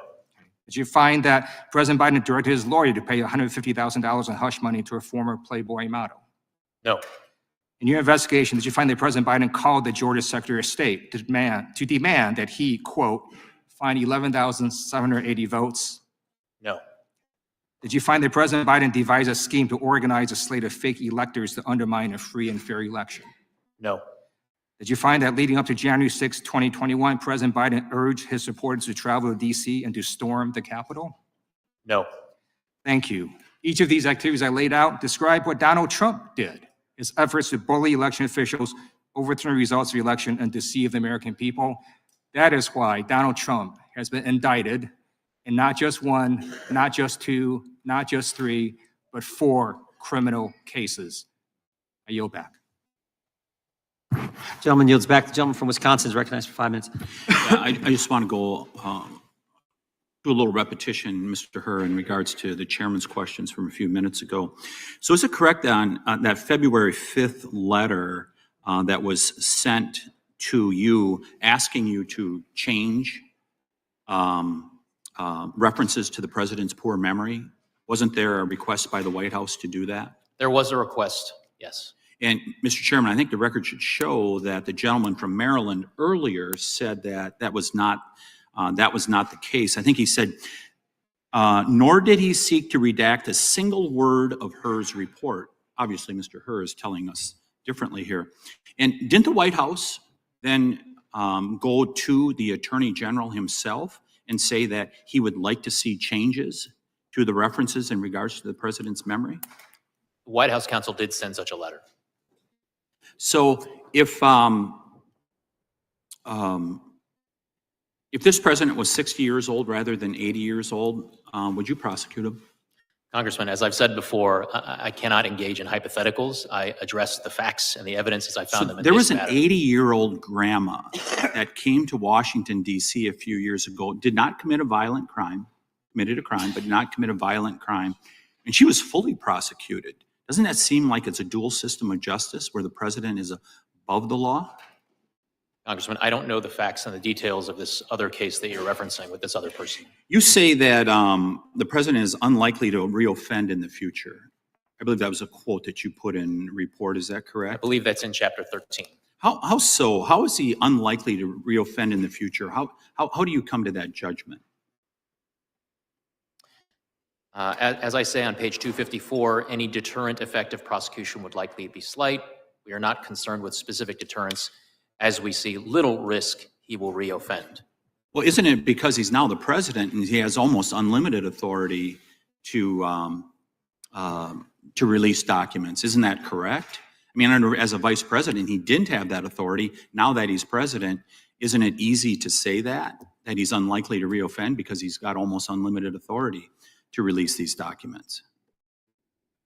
Well, that statement was based on that assessment of the likeliness of reoffending from this particular person, President Biden, is based on a number of factors, including the authority that he has now with respect to classified materials, as well as the experience that he's had going through a special counsel investigation.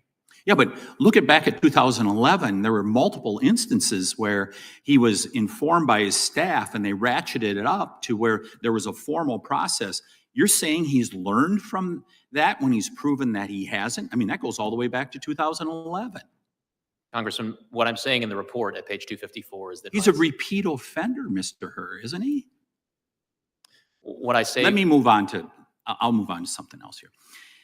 You said he had strong motivations to ignore the proper procedures for safeguarding classified information.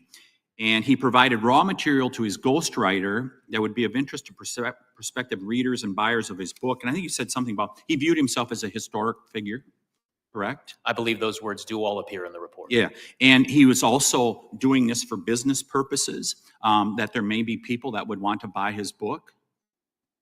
Towards the end of his vice presidency, Mr. Biden had resolved to write a book and began work on it towards the end of his vice presidency. You know, I think, Mr. Chairman, this is really consistent with the Biden family when you look at them in trying to enrich themselves. I mean, you're familiar with the work that the Oversight Committee has done over the last year, right? I have read some reports of it. I mean, 20 phone calls that were made to his son that he denied in 2019, 20 shell companies that were created, over $20 million. I mean, doesn't it appear there's a pattern here that where I come from, they almost call it money grubbing? Congressman, what I'm here to testify about today is the work that I conducted in this investigation and in this report. So I want to thank you for the work that you did as far as you could. But unfortunately, you are part of the Praetorian Guard that guards the swamp out here in Washington, D.C., protecting the elites. And Joe Biden is part of that company of the elites.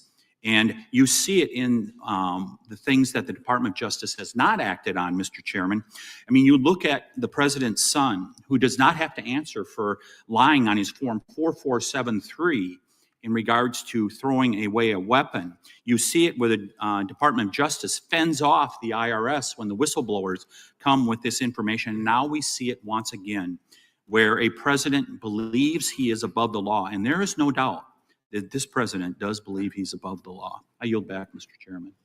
Gentleman yields back. The gentleman from California is recognized.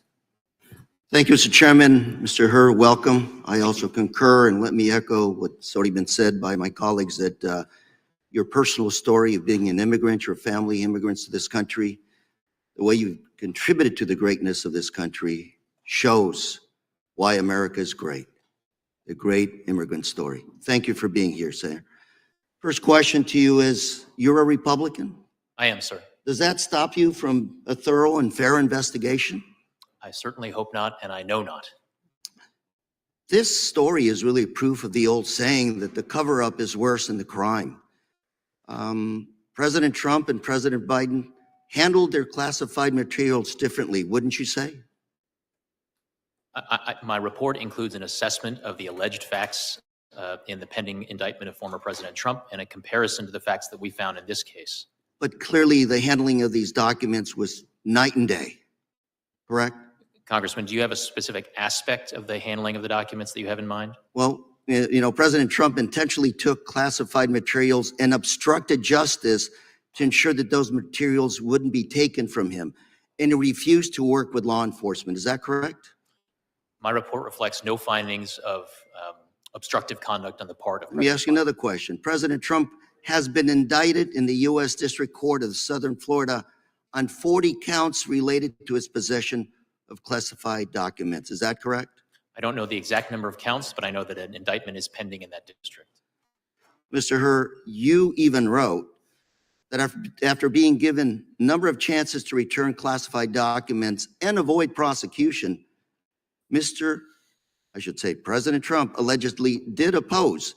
And according to the indictment, he not only refused to return those documents over for many months, but he also obstructed justice by enlisting others to destroy evidence and lie about them. Compare and contrasting to President Trump turned classified documents over to the National Archives and the Department of Justice, and he consented to searching his home and other locations. Wouldn't you say that's night and day when it comes to cooperation with law enforcement? Congressman, the report does include an analysis and a comparison of the facts that are alleged with respect to former President Trump, and does detail steps of cooperation that the president and his team took with respect to my investigation. I would say, President Biden, you had his full cooperation in this investigation. The report includes cooperative steps that the president took. Would this be a factor in your decision to prosecute? It was a factor, and I explained it as such in the report, Congressman. And you stated that the recommendation not to prosecute had nothing to do with the Department of Justice policy not to indict the sitting president. Is that correct? What the report says that even if it were not current Department of Justice policy, that a sitting president may not be indicted on federal crimes, I would reach the same conclusion that criminal charges are not warranted. Mr. Hur, have you set new precedent here today? To the extent that the Department of Justice makes enforcement decisions or non-enforcement decisions in particular cases, those are precedents. Those are events that future prosecutors do look to in an endeavor to make sure that federal law is applied consistently over time. Mr. Hur, I'd say based on your education and your career experience, you're a very, very competent prosecutor, a very, very well-prepared attorney. I'm going to ask you one more time. Does the fact that you're Republican, does that stop you from a thorough and fair investigation? No, partisan politics had nothing to do with the work that I did or the report that I wrote or the decision that I reached. Thank you very much for being here. Mr. Chairman, I yield. Gentleman yields back. Gentleman from Wisconsin is recognized. Attorney Hur, Webster's dictionary defines senile as exhibiting a decline of cognitive ability, such as memory associated with old age. Mr. Hur, based on your report, did you find that the president was senile? I did not. That conclusion does not appear in my report, Congressman. You felt, though, that the president's memory or lack thereof was a critical reason to decline prosecution. The reason I'm asking this is whether you believe the president would be fit to stand trial, or do you think his lawyers would argue his incompetence to stand trial due to his state of mind? Also, you know, was he in a place to actually be questioned? Congressman, my report, to the extent that it addresses the president's memory gaps that we identified in the evidence that we obtained during our investigation, they are addressed in the context of determining how the jury would perceive, receive, and consider evidence relating to whether or not the president had willful intent when it came to retaining or disclosing national defense information. Very good. I'd like to focus my questioning on Chapter 14 of your report. The classified documents found at the Penn Biden Center.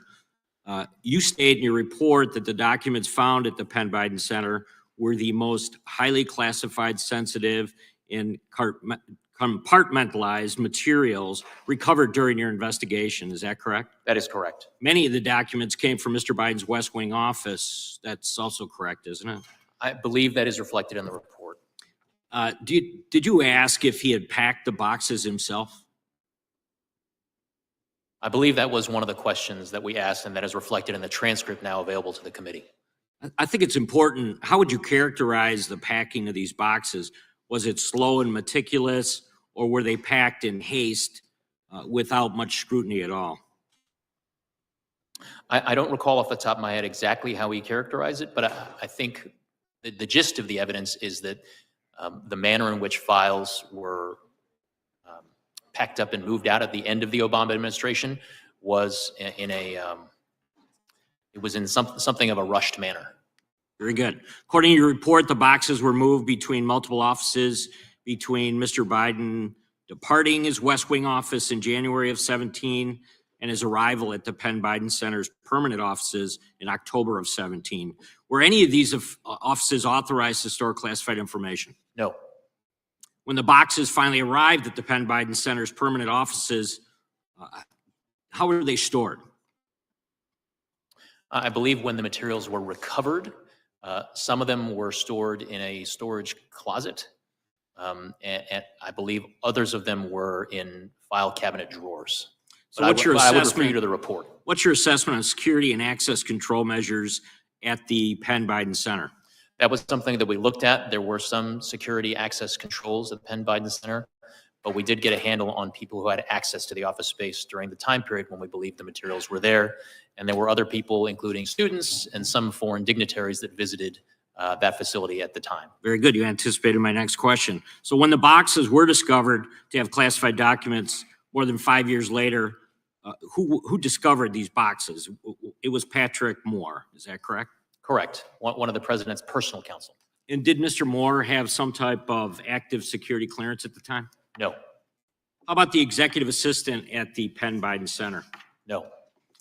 On page 265 of your Actually, report. I'm sorry, Congressman, I may have misspoken there. I am not certain whether or not that executive assistant had an active security clearance at the time. Very good. On page 265 of your report, you stated, when interviewed by FBI agents, Moore believed the small closet was initially locked and that the Penn Biden Center staff member provided a key to unlock it, but his memory was fuzzy on that point. But an interview with Mr. Biden's executive assistant seemed to contradict his statement. Do you remember this exchange, and did in fact it contradict each other? Sir, you're asking if I remember the exchange with Mr. Moore during our interview with him? Right. Do you remember them contradicting each other? I don't remember that contradiction specifically, but generally during the interview, sometimes we heard things from some witnesses that were in tension with what we heard from other witnesses, and we did our best to resolve those conflicts. Just very quickly, in total, the National Archives discovered 9 documents totaling 44 pages with classification markings. Is that correct? From the Penn Biden Center, yes. And you declined charges because in summarizing your analysis, you couldn't prove beyond a reasonable doubt that retention of the documents was willful. Correct, sir. Very good. I yield back. Gentleman yields back. Gentlelady from Pennsylvania is recognized. Thank you, and thank you, Mr. Hur, for your testimony today. With all the posturing that we've heard thus far this morning, I think it's important that we refocus and remember the conclusion that you reached on the first page and in the very first sentence of your report, which was, we conclude that no criminal charges are warranted in this matter. Did I read that accurately? You did, Congresswoman. Okay. Your report also says, in addition to this shortage of evidence, there are other innocent explanations for the documents that we have not been able to refute. Did I read that correctly? Congresswoman, if you would give me a page citation, I can. Page 6. 6.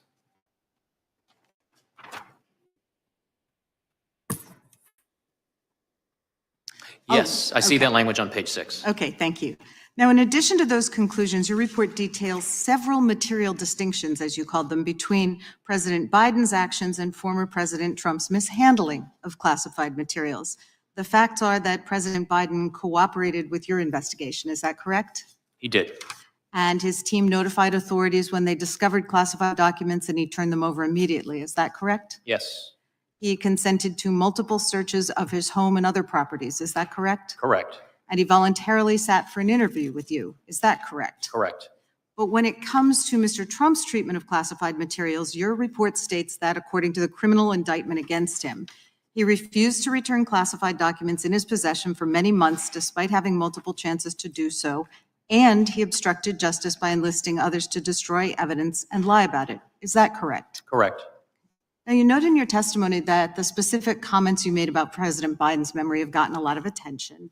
And as we've seen today, our Republican colleagues are again and again trying to weaponize those comments in a cheap attempt to score political points. But as someone who's participated in trials, you know that witnesses, regardless of age, often have difficulty recalling specific statements or facts when asked about them many years after those facts. So let's take a quick look at a differing witness experiencing a lapse in memory during a deposition. Your next wife was a woman by the name of Marla Maples. Right. And sitting here today, do you recall what years you were married to Ms. Maples?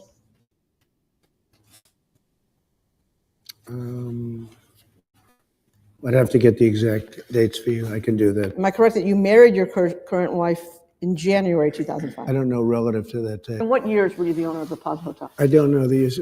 James Webb. I don't remember the names. Don't remember the name. So you don't remember saying you have one of the best memories? I don't remember that. Okay. I remember you telling me, but I don't know that I said.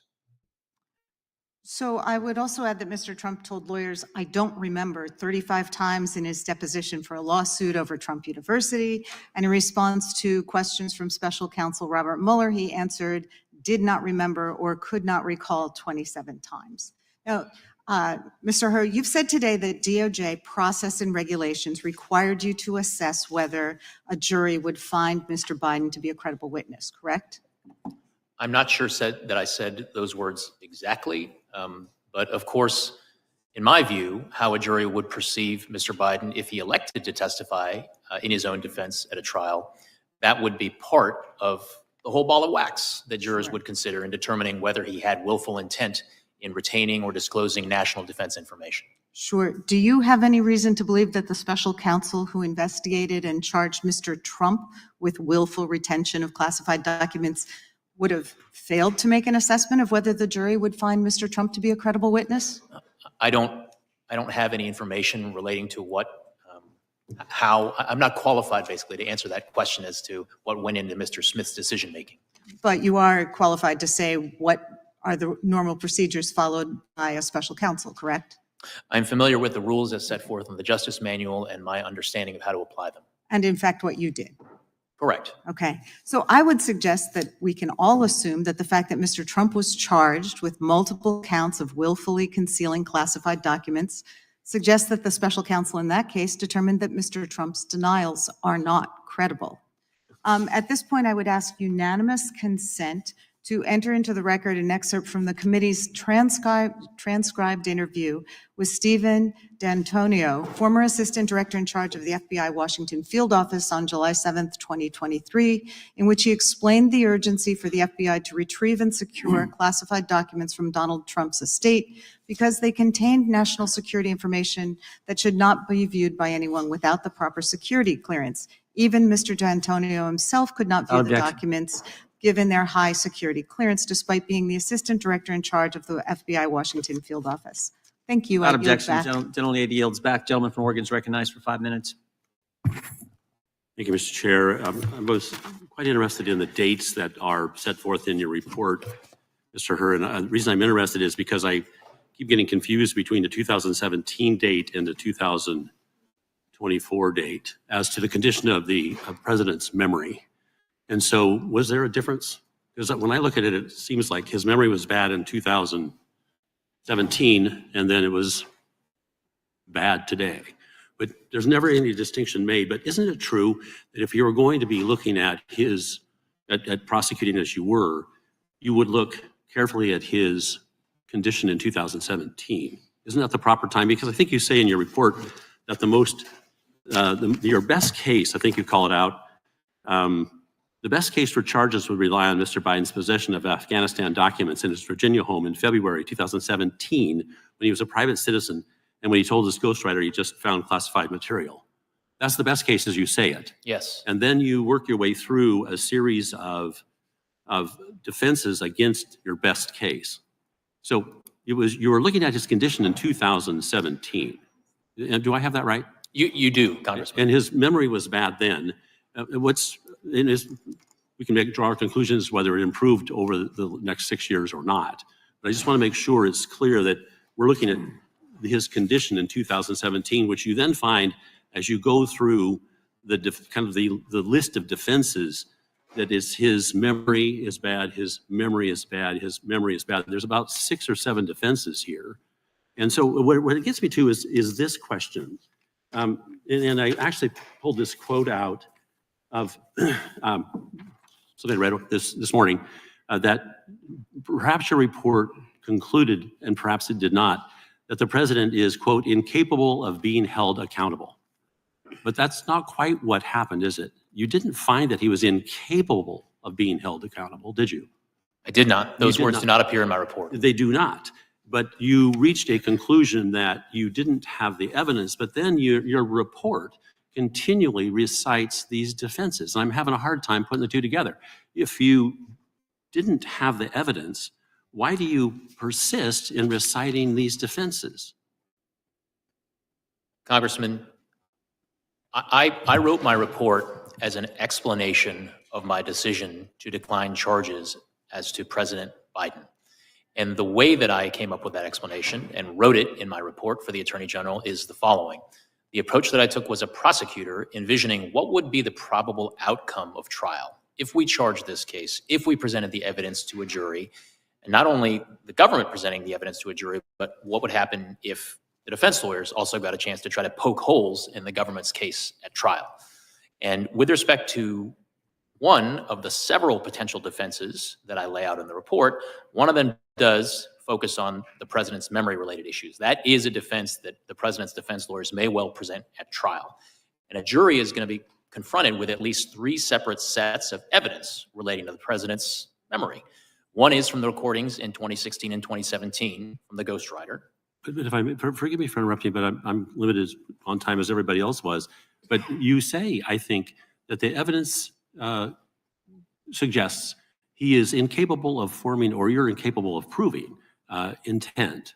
There's kind of a bit of a difference there, right? You may well have had the intent, but you could not of holding these documents, and I hate to say hiding the documents, but you couldn't prove it. So what you did instead is fell back to the various defenses that might also be asserted against you. Kind of a heap of rationale for not pursuing the president. Is that, do I have it right now?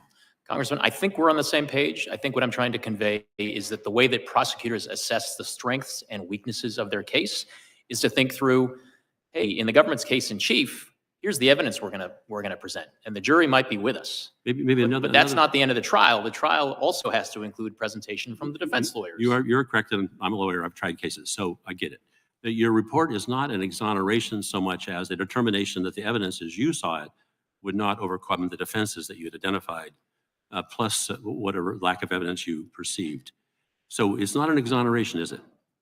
The word exoneration does not appear anywhere in my report, and that is not my conclusion. The other thing that's of interest, and I think you were misquoted. You said something about, or someone, I think it was Mr. Raskin, suggested that you. Well, I'm going to run out of time, but I appreciate the work you do as a prosecutor, and I yield back. Gentleman yields back. Mr. Hur, we've been at this close to 3 hours. We will, if you can hang with us, we'd like to keep going. There's a chance we could complete votes by the time we have to go to votes on the House floor, which would be about 1:40. I can keep going, Chairman. Okay, then we'll try to do that. There's a chance we may not too, but I just wanted you to know the lay of the land. Now yield to the gentleman from Colorado. Thank you, Mr. Chairman. Thank you, Mr. Hur, for your testimony and for your service as a prosecutor at the Department of Justice. I want to focus a bit more on the progress of the investigation and kind of some process questions. So you were appointed by Attorney General Garland as special counsel to investigate the president's handling of classified documents in January of 2023, correct? Correct. And Attorney General Garland, of course, as you know, was nominated by President Biden to serve in his role. Correct. During your 15-month investigation, did the Attorney General attempt to interfere with your investigation? No. Did he impede your investigation in any way? No.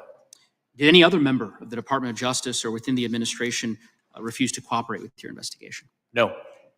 Were you ever denied access to materials, witnesses, resources from Attorney General Garland that you might have needed during the investigation? No. You submitted, I think this is right, your final report to Attorney General Garland on February 5th of 2024. Correct. Right, okay. And it was then released publicly 3 days later, on February 8th of 2024. Is that right? I believe that's true, yes. In the final report that was released, were any of your substantive findings redacted or changed in any way? No. None of your findings were modified by the Attorney General? No. Did the Attorney General issue any kind of statement or a letter attempting to describe the contents of your report? No. Okay. You're familiar, I know, I'm sure, with the investigation that was conducted by Special Counsel Mueller years ago with respect to the former president. Yes. And at that time, Attorney General Barr was in charge of the Justice Department. He sat where you sat in this committee. I remember it well, just a few short years ago, testifying on the nature of that particular investigation. Are you familiar with the way in which he released that report and characterized it? Yes. Okay. Very different from the way that Attorney General Garland conducted this particular release. I take it you'd agree with that. They were not the same approach. Not the same approach, right? In the case of Attorney General Garland, no impeding or interfering with your investigation in any way whatsoever, releasing the report in full to the American public, not attempting to mischaracterize it or describe it in any way.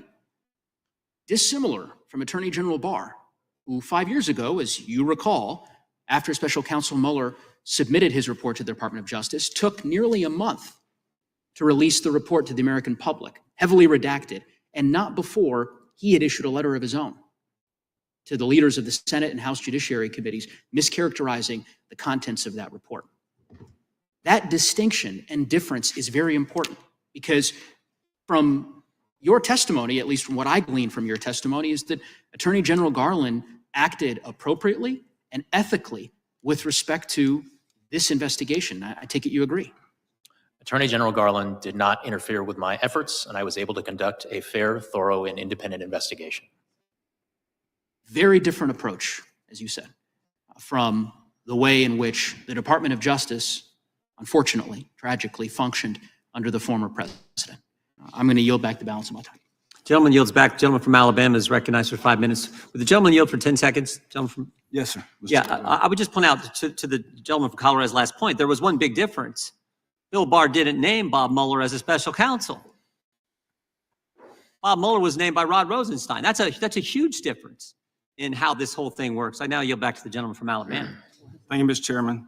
Mr. Hur, in your report, you cited principles of federal prosecution and observed that, and I quote, historically, after leaving office, many former presidents and vice presidents have knowingly taken home sensitive materials related to national security for their administrations without being charged with crimes. And this historical record is important context for judging whether or why to charge a former vice president or former president, unquote. Why is examining this history so important?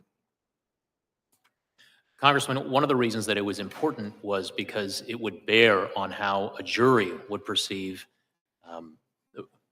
how a jury would decide whether or not criminal willful intent was formed by the person retaining or disclosing the national defense information at issue. Has there been an exception to this in the history of the nation? Have we charged any former presidents? As I state in the report, to my knowledge, there is only one exception, and that is former President Trump. Given the history, is it fair to say it's preferable not to charge a former president or vice president for allegedly mishandling classified documents, in your opinion? Congressman, I can't articulate a preference, whether it's preferable. All I can talk about is the work that I did, the facts that I found, and the decision that I reached in my case. Mr. Hur, what's the difference in a U.S. senator having documents and a former president of the United States? For purposes of proving willfulness, I believe that there would be a number of differences in terms of the types of access and the ease with which presidents, while in office, can access classified information as compared to the access privileges that senators have. Can presidents declassify documents that they have in their possession? I believe under certain circumstances, yes. Former presidents as well? Congressman, I confess I'm not, this is not an area of the law that I've looked into or explained in my report, and I'm here to talk about the work that is reflected in the report. Well, let me say this, sir. You have a reputation beyond reproach, and I just want you to know that. I think that President Biden ought to be thankful that the Attorney General appointed you to investigate his case. But you have a special counsel colleague by the name of Jack Smith who cannot lay claim to such a reputation. Isn't that right? I have no opinion. I don't have anything to say about it. In fact, Jack Smith, whom Biden Justice Attorney General Garland appointed to investigate President Trump, has a reputation, according to deep-rooted reporting from Washington Times, as an overzealous prosecutor who relies ethically or on ethically dubious tactics, unquote. And his prosecutorial record is replete with a quote, let me say this, string of mistrials and overturned convictions. Actually, Chief Justice Roberts once rebuked Mr. Smith's prosecutorial theory as a boundless interpretation of federal bribery statute. That did not comport with the text of the statute or the precedent of this court, according to the Supreme Court Justice. And so, my question is, do you think in the case of Jack Smith, do you think justice is blind when he's looking at President Trump? Since we've never done this in the history of the country, is justice truly blind? Sir, I'm not here to express any opinions with respect to a pending case against another defendant. I'm here to talk about the work that I did with respect to the investigation relating to President Biden. Mr. Chairman, I'll yield the balance of my time back to you.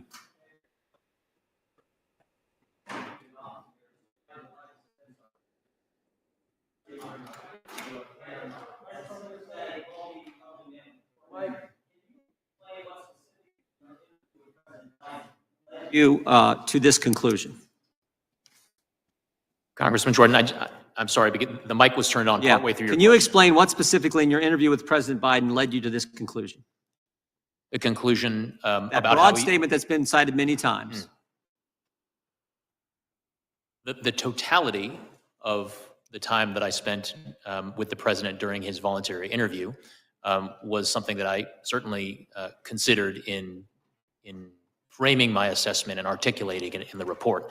And that includes not only the words in the cold record of the transcript of the interview, but also the experience of being there in the room with him and frankly considering how he would present to a jury in a criminal trial if charges were brought. But I guess I'm asking specifically, I know you cite in the report the dates that he couldn't remember when he was vice president, when he began, when his term ended. You cite that in the report. Is there anything else specifically that stands out from that interview with the president? A number of things stand out. And again, I'm aware that the transcript has now been made available. I do provide certain examples in my report of significant, personally painful experiences about which the president was unable to recall certain information. I also took into account the president's overall demeanor in interacting with me during the 5+ hour voluntary interview. So it was a wealth of details about being there in the moment with the president, including his inability to recall certain things.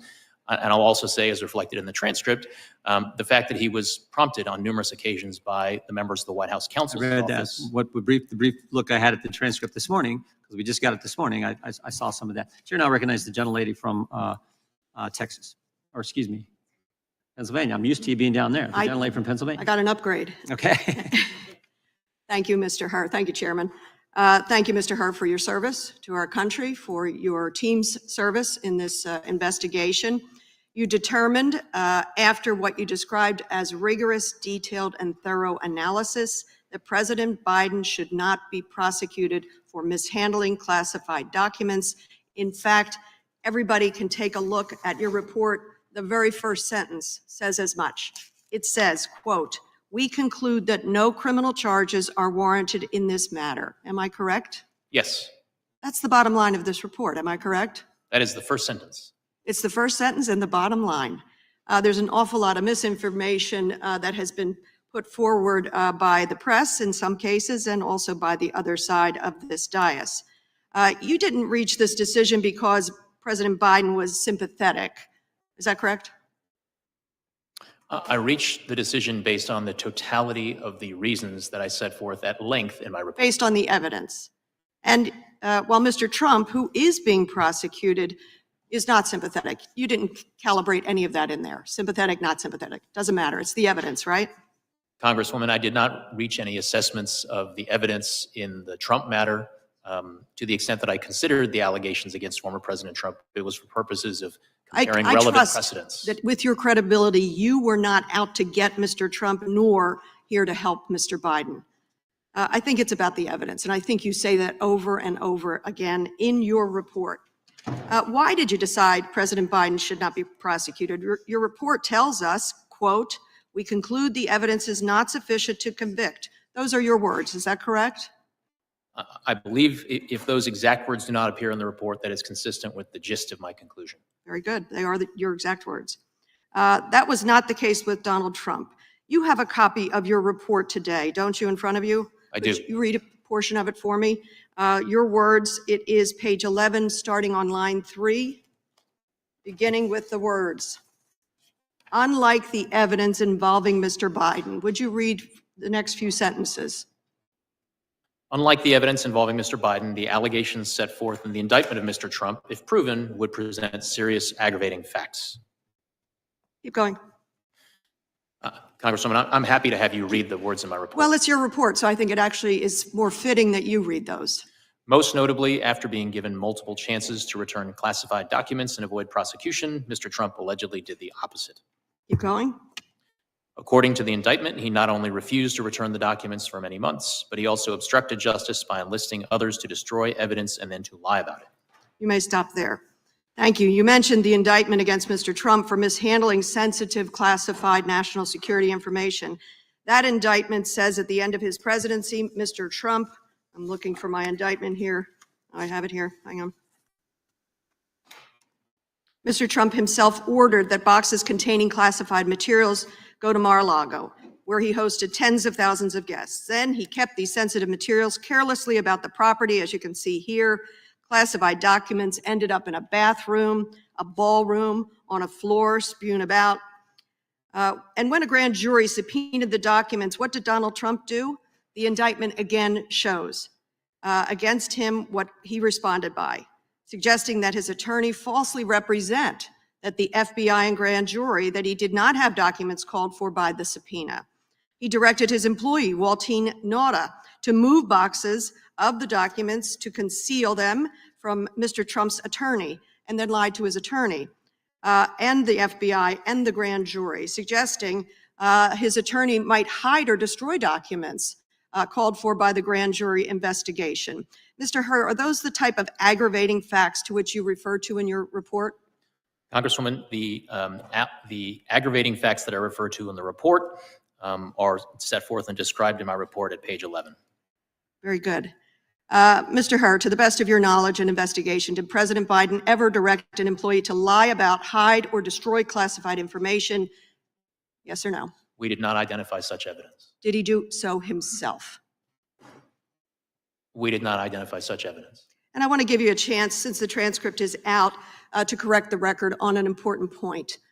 Very sadly, your report on page 208 says that Mr. Biden couldn't come up with the date, the year of his son, Beau Biden's death, when in fact in the transcript it shows that you asked him the month.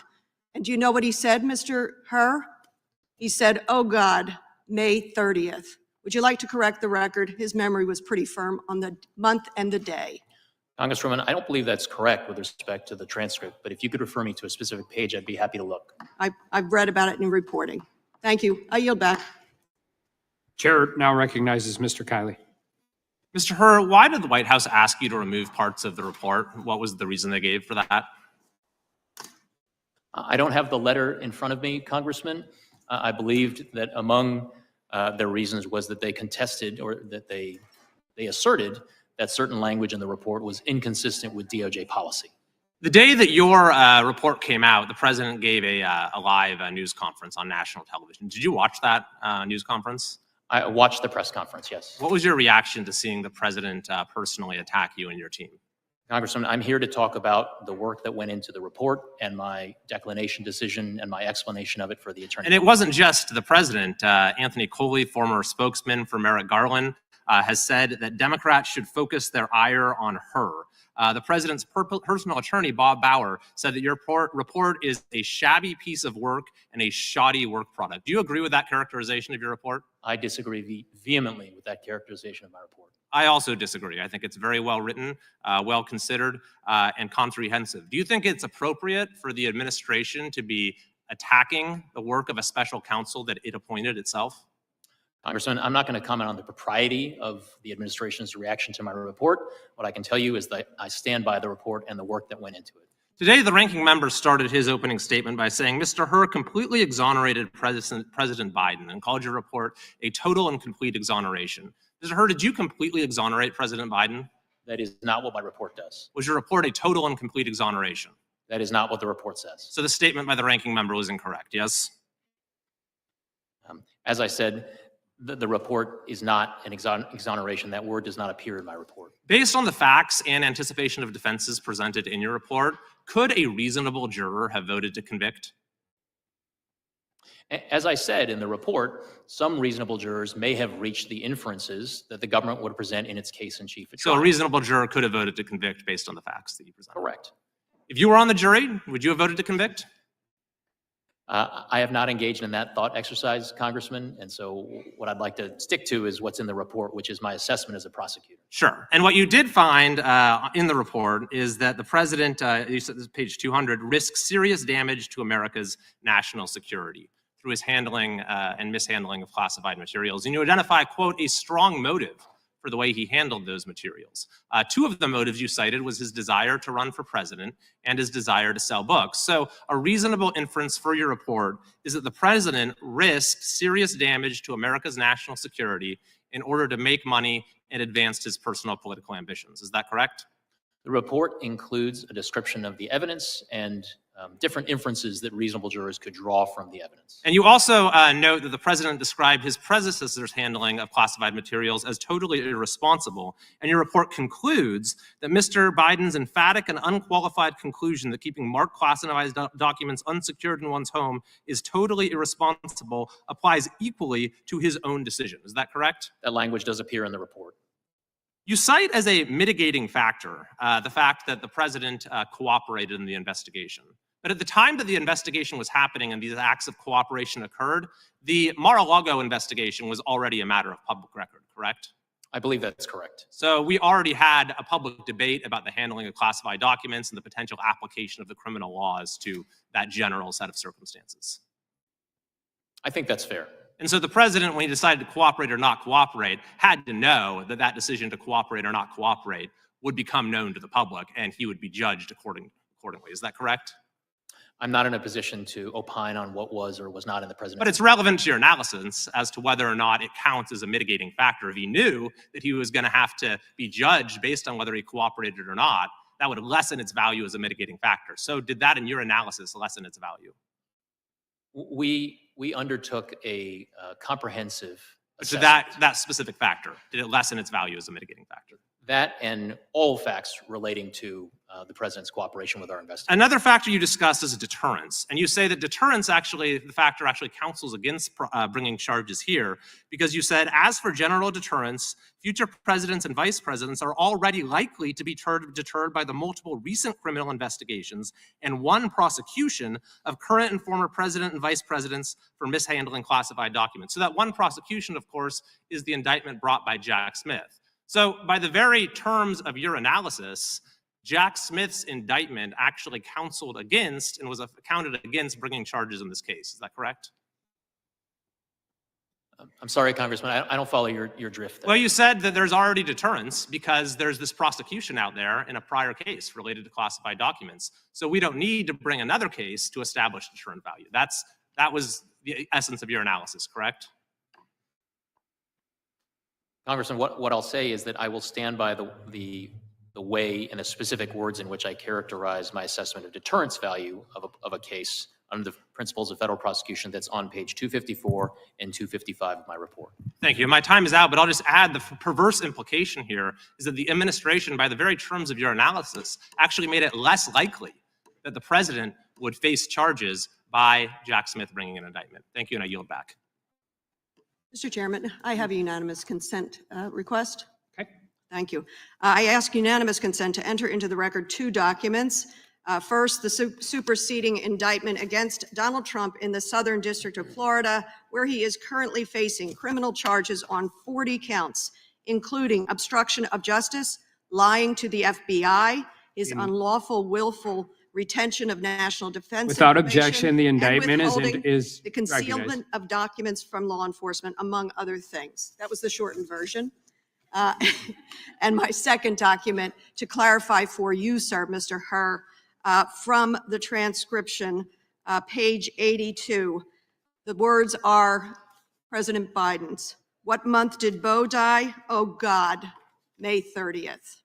A searing memory. I ask unanimous consent. Without objection, the gentlewoman from Georgia is recognized.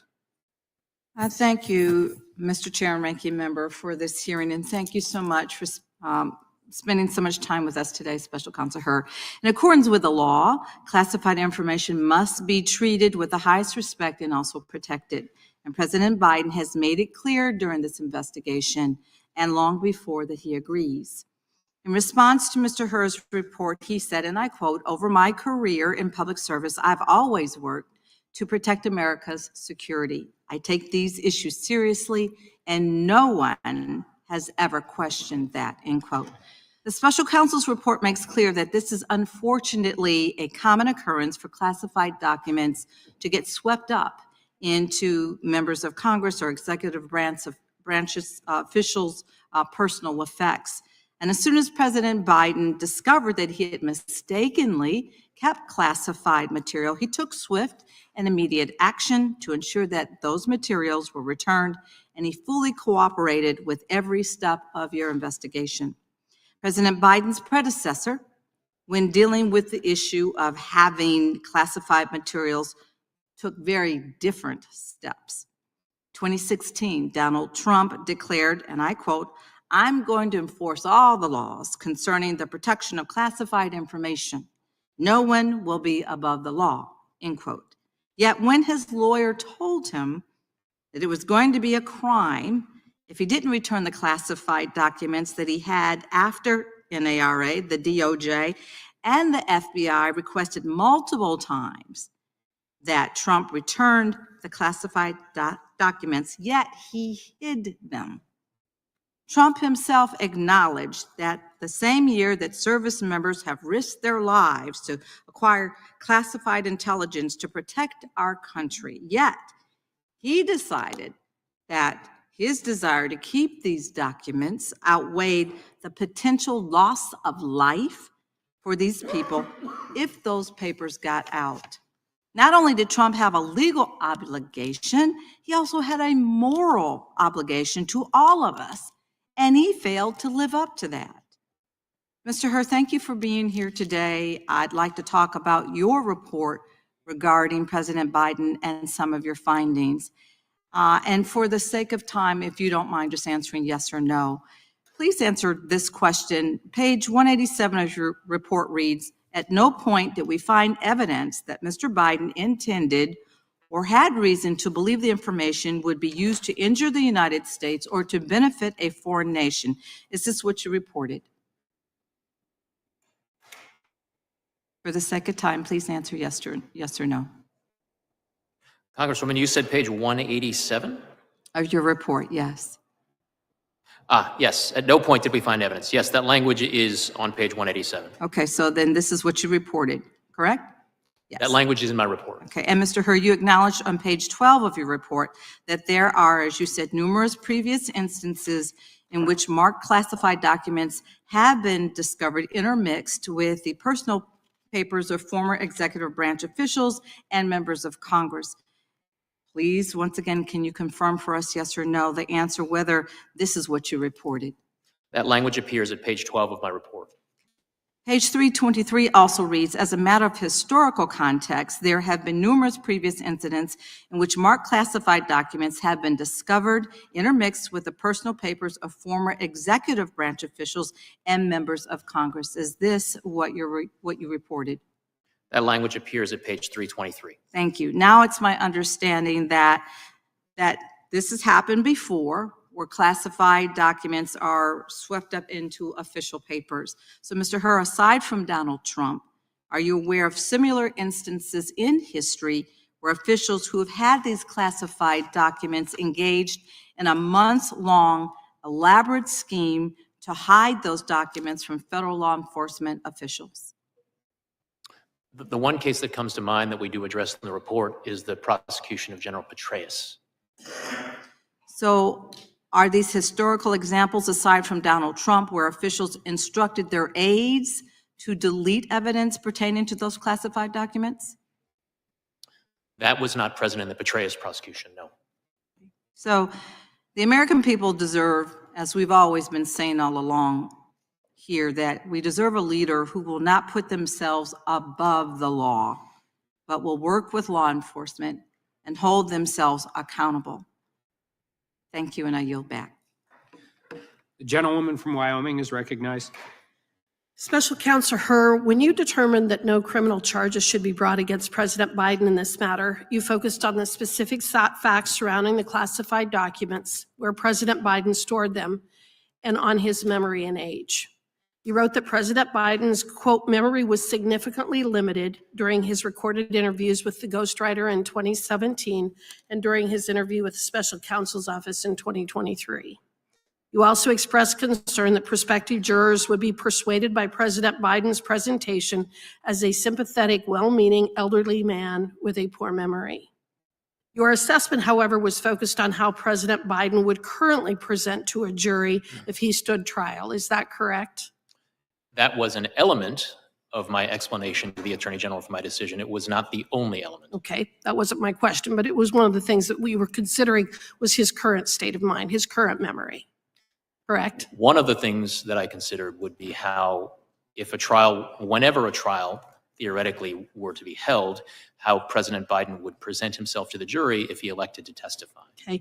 You did not compare President Biden's current memory or condition with his memory or condition when he was in the Senate or when he left the vice presidency and took the classified documents subject to your investigation. Is that right?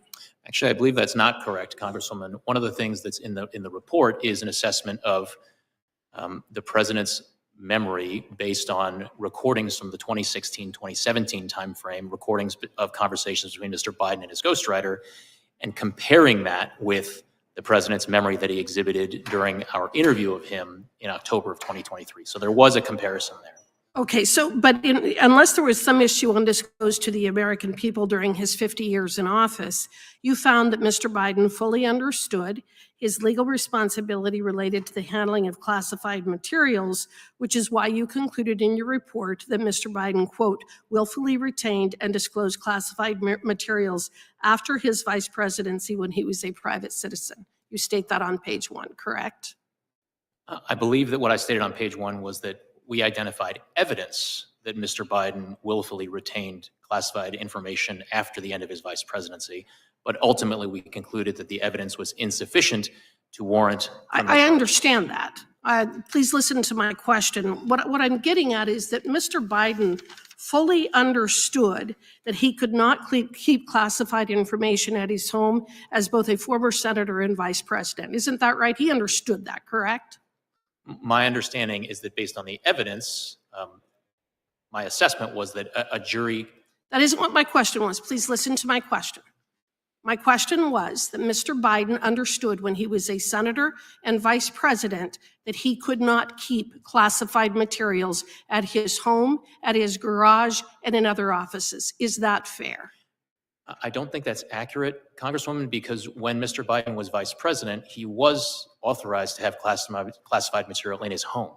But after he left, he knew that he was not entitled to keep classified information at his home, correct? After he left, there is evidence to suggest that he knew that he could not legally have classified information in his home. However, there is evidence with respect to his notebooks that he believed he was authorized to keep the notebooks at home based on precedent.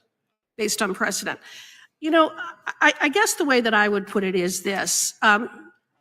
President Biden knew better.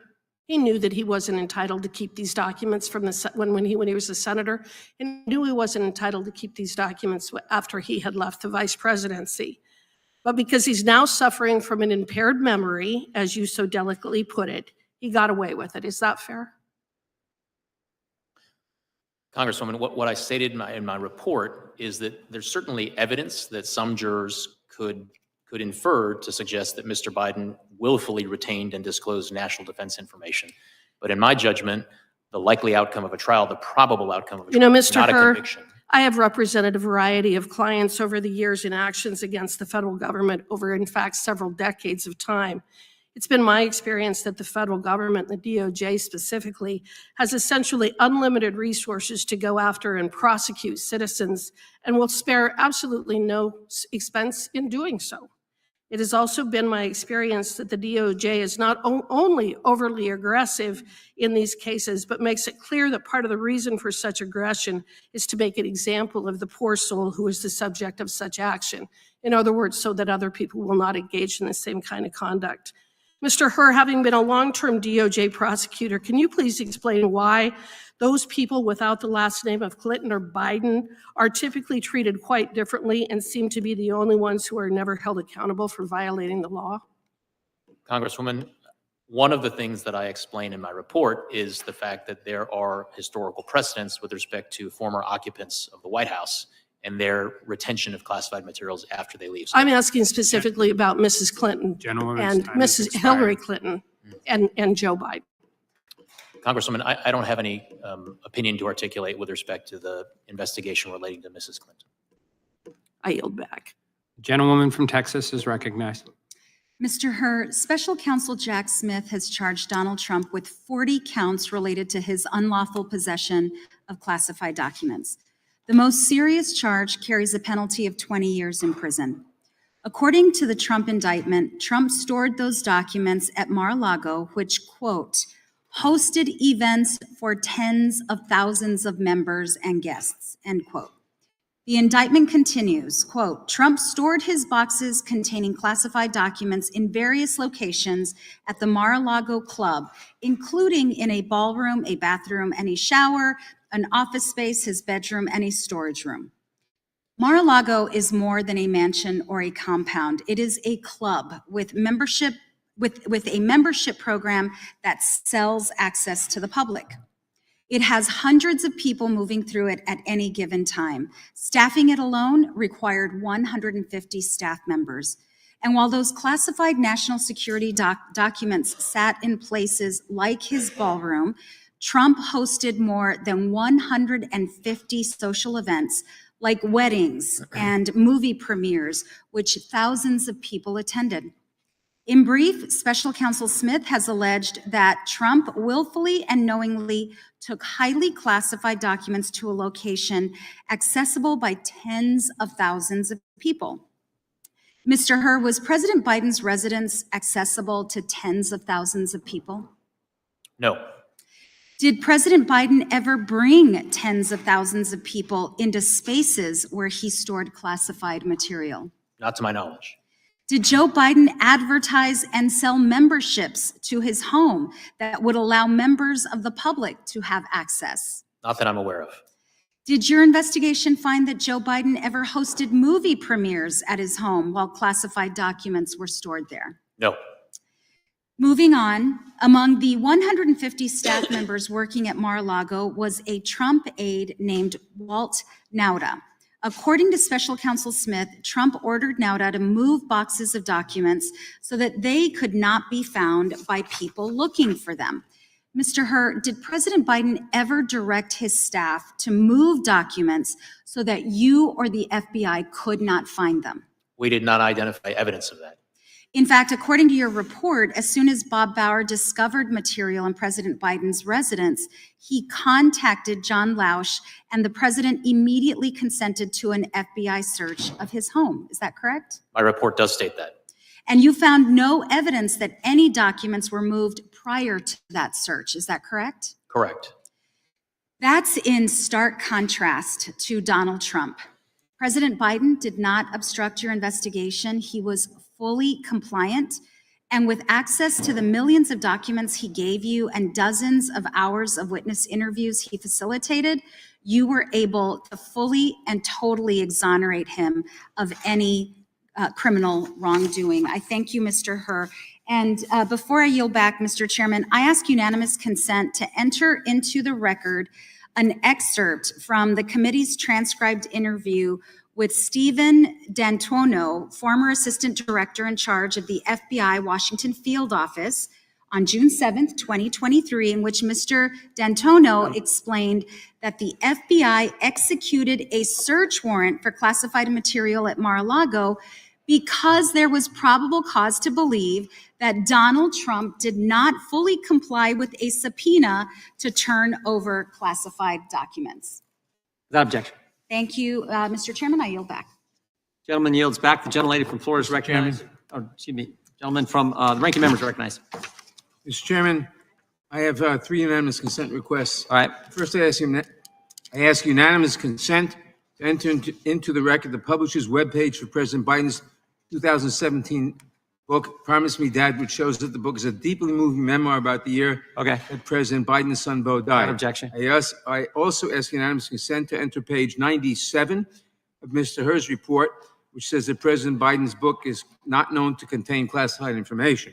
Without objection. Finally, I ask unanimous consent to enter into the record a February 5th, 2024 letter from President Biden's counsel to Special Counsel Hur that clarifies that President Biden's 2017 book, quote, does not contain classified information, and there has never been any suggestion to the contrary, close quote. Without objection. Chair now recognizes the gentlelady from Florida, Ms. Lee. Thank you, Mr. Chairman, and thank you, Special Counsel Hur, for joining us here today to discuss your investigation regarding President Biden's mishandling of classified documents. This has become an issue of great interest to all Americans and, of course, to all of us here today. As is outlined in your report, despite the discovery of confidential and top secret records located in the president's personal residence in Delaware, including in his garage, office, and basement, the department declined prosecution, and my colleagues' questions today have focused on the highlights from your report, specifically referring to President Biden's mental capacity, his willful disregard for the law as a private citizen, and how he would be perceived if presented to a jury of his peers. Dependent upon, and I'll use your words from the report, how this sympathetic, well-meaning elderly man with a poor memory handled and managed the storage of these confidential documents, the national security of the United States might have been put at great risk because of the president's behavior. And so one of the things we must consider today is how we can ensure that our national security will not be continually put at risk when under the leadership of the same well-meaning elderly man with a poor memory.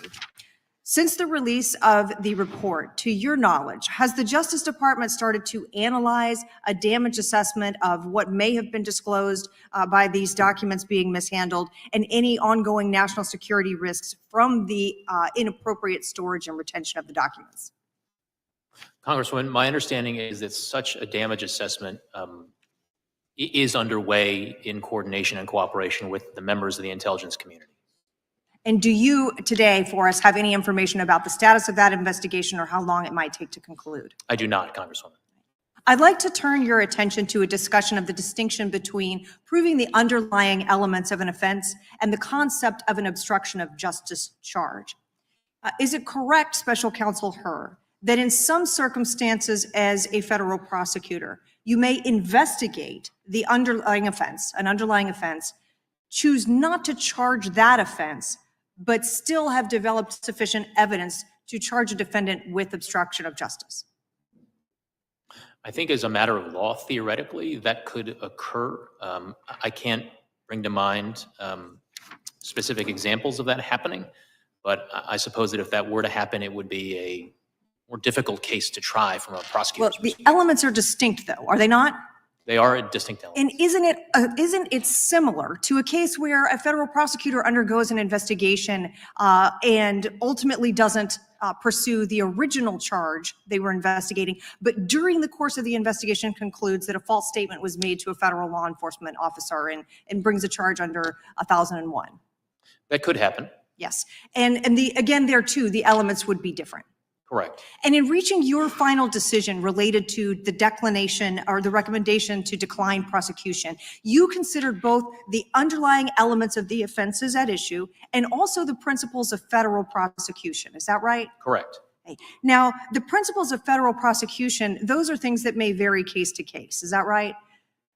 The determinations under the principles of federal prosecution are very fact and circumstance dependent. But the elements of the criminal offense are not. Isn't that also correct? Elements are defined by law, and they do not vary from case to case. And thus, those elements of the underlying criminal offense would be exactly the same from one defendant to the next to the next. Isn't that right? Yes. So you would expect, would you not, that a prosecutor who was considering the underlying offenses that you were considering here would be looking at exactly the same elements and requirements of proof that you did on the underlying charges? Prosecutors assessing their cases under the same statutes must consider the same elements with respect to those statutes. All right. Thank you, Special Counsel Hur. And then if we could turn back to the concept of those principles of federal prosecution, those are the additional factors aggravating or mitigating that you might consider in ultimately reaching a charge and decision here. Is that right? They do include such things that are referred to as aggravating and mitigating circumstances. There's one thing I want to go back to, though, to be clear. It's been said today that your report is tantamount to a total exoneration of President Biden. That's not correct, is it? That is not correct. All right. Thank you, sir. I yield the balance of my time to the chair. Gentlelady is back. The chair now recognizes the gentlelady from North Carolina.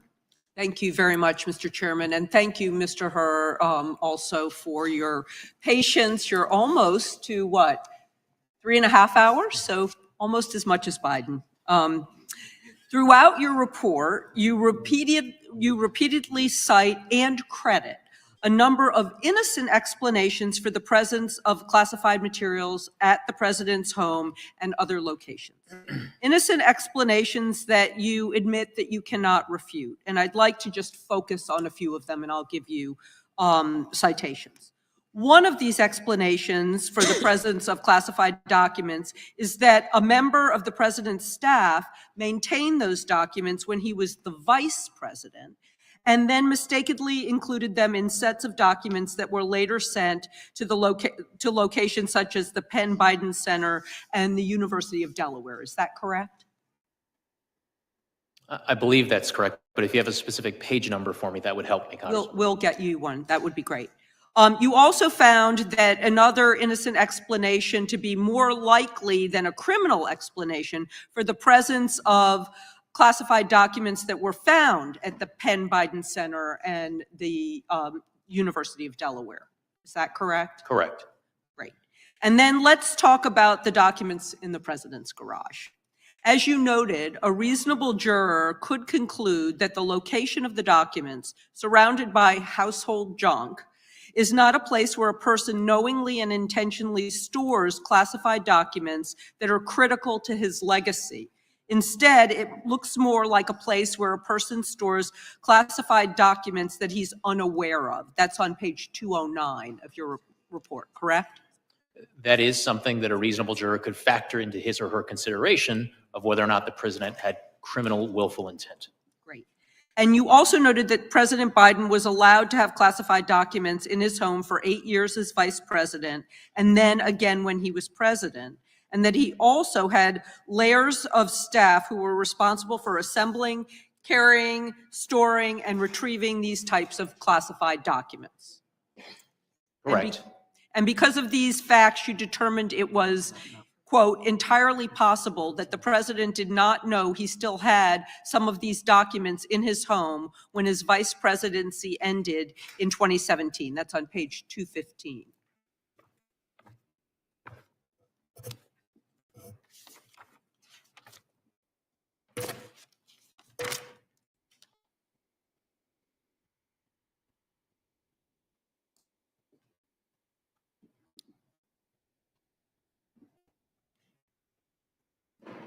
Entirely possible. Entirely possible. Yeah. So that's the citation. I'm going to keep going because my time is running while you're looking. So you also cite the president's cooperation with your investigation as evidence that he did not have criminal intent. And I want to quote you here because this is important. You wrote, most significantly, Mr. Biden self-reported to the government that the Afghanistan documents were in his Delaware garage and consented to the search of his house to retrieve them and other classified materials. He also consented to searches of other locations, and later in the investigation, he participated in an interview with our office that lasted more than 5 hours and provided written answers to most of our written questions. Many will conclude that a president who knew he was illegally storing classified documents in his home would not have allowed such a search of his home to discover those documents and then answered the government's questions afterwards, page 210. And then you said that you expect this argument about the president's innocence to carry real force for many reasonable jurors, because in your words, reasonable jurors will conclude that Mr. Biden, a powerful, sophisticated person with access to the best advice in the world, would not have handed the government classified documents from his own home on a silver platter if he had willfully retained those documents for years. Just as a person who destroys evidence and lies often proves his guilt, a person who produces evidence and cooperates will seem by many to be innocent. Again, page 210. As you said in your report, it would be reasonable for a juror to reach that conclusion, and that a president advised by counsel would not have informed investigators of the presence of classified documents in his home or invited agents in the search of every nook and cranny of his home or other residence, or sat for an hours-long interview or answered pages of written questions.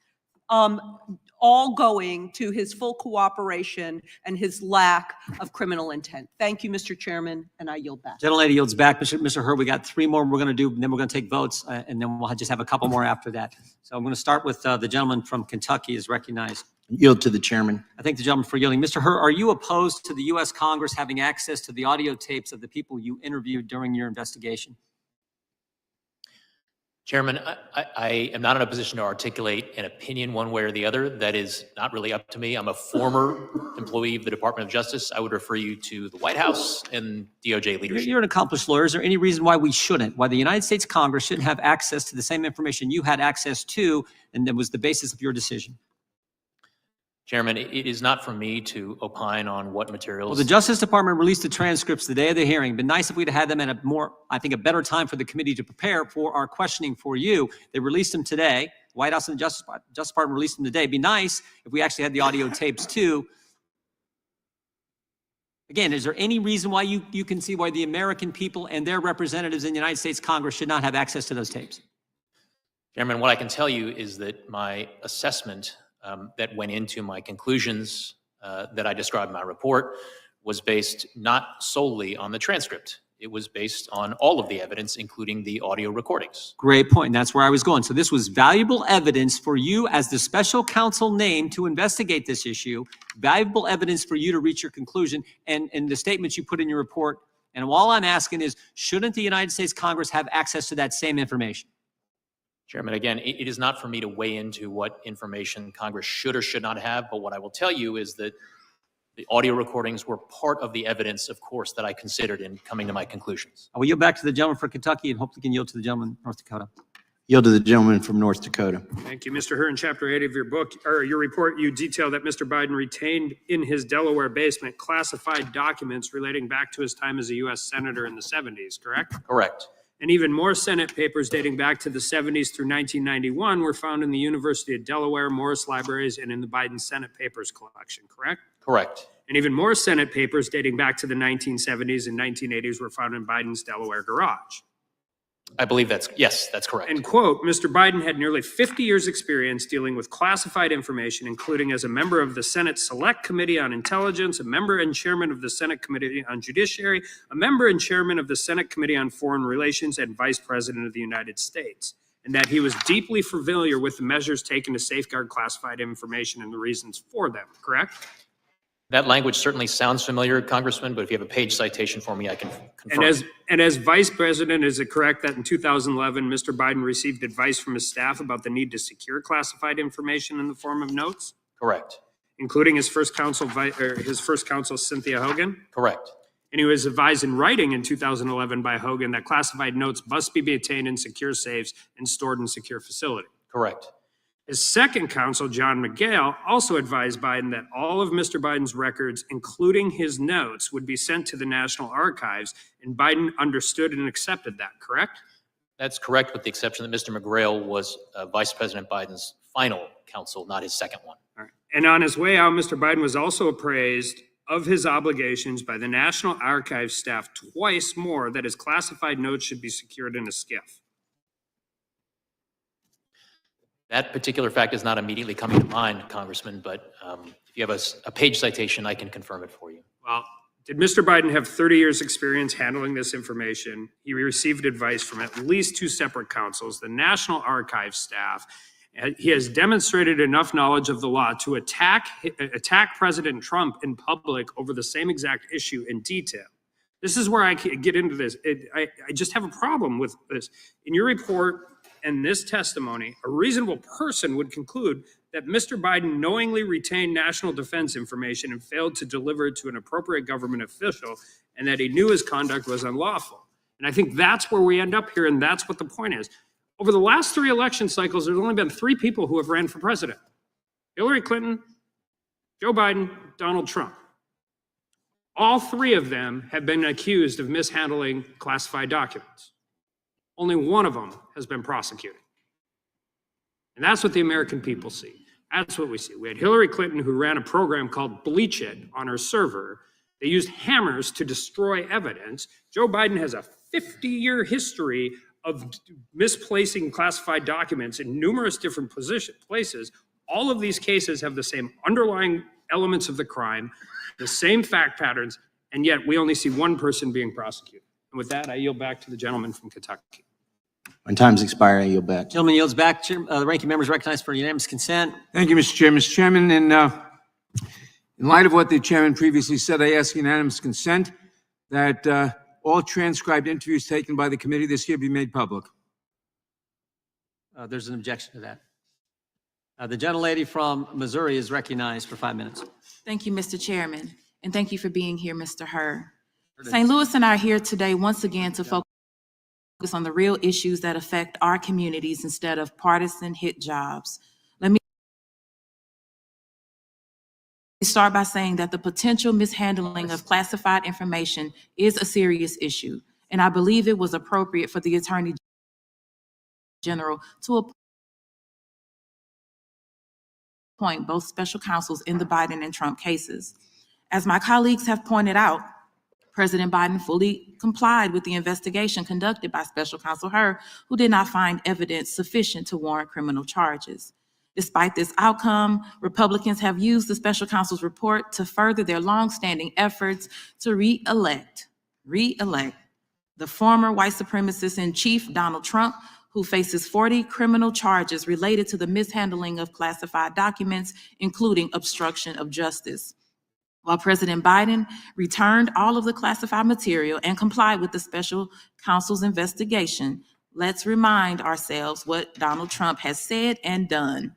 He refused to turn over the classified documents in his possession to the National Archives. He is on tape sharing documents he said he could have declassified when he was president. He wrongly claimed in an interview that the Presidential Records Act allows him to do whatever he wants, and he was allowed to do everything he did. He also said on his right-wing social media platform, quote, "I'm allowed to do all of this." He continues to admit to his possession of these documents on the campaign trail. So this hearing is not a good faith oversight effort. It is just the latest in a long line of dysfunctional and destructive actions taken by this Republican majority. They don't care about responsible governance or making people's lives better. They don't have an affirmative agenda. They are throwing whatever they can at the wall and hoping it sticks, and they have zero credibility to talk about mental acuity when they support Donald Trump. The same Donald Trump who mixes up Joe Biden and Barack Obama and Nikki Haley and Nancy Pelosi. The same Donald Trump who incorrectly pronounced the words Venezuela, respected, and United States. The same Donald Trump who calls January 6 defendants hostages. And the same Donald Trump who believed bleach injections would treat COVID-19. It is deeply hypocritical for anyone who champions this man for the presidency to talk about the mental acuity of anyone else. But this is nothing new. This has been a consistent pattern of the Republican majority in this Congress. From the sham impeachment investigation that has completely collapsed to the absurd impeachment of Secretary Mayorkas, Republicans have solely focused on destroying the incumbent president, destroying the Democratic Party, destroying progressive movements for social justice, all so that they can re-elect one of the worst presidents of all time. Now, it is well known that I have disagreements with President Biden on certain issues. My concerns are rooted in the desire to resolve policy matters and help him take better positions that save more lives. That's not what Republicans are doing. That's not what these investigations and attacks are about. They are trying everything they can to turn back the clock on our rights and our freedoms, and we cannot take the bait. Let's focus on policy. Let's focus on substance. Let's focus on saving and improving the lives of our constituents, not misusing the precious time and resources of this committee, not being dishonest just because it serves our political interests. We are better than that, and our country deserves better than all of this. I will continue to reject these absurd distractions from the investments we need in the communities that we represent. Let's focus on that instead of this irresponsible and easily repudiated Republican clown show. Thank you, and I yield back. The gentlelady yields back. I recognize myself for 5 minutes. Special Counsel Hur, thank you for a number of things. First, thank you for agreeing to testify today. Second, thank you also for sharing your family's story at the beginning of your testimony. It is an extraordinary story of them coming to America. Third, let me also thank you for your in-depth investigation and your detailed report, and generally for your service as special counsel. It's not something that I think many people would look for, and certainly comes with a lot of burden. So thank you for your work.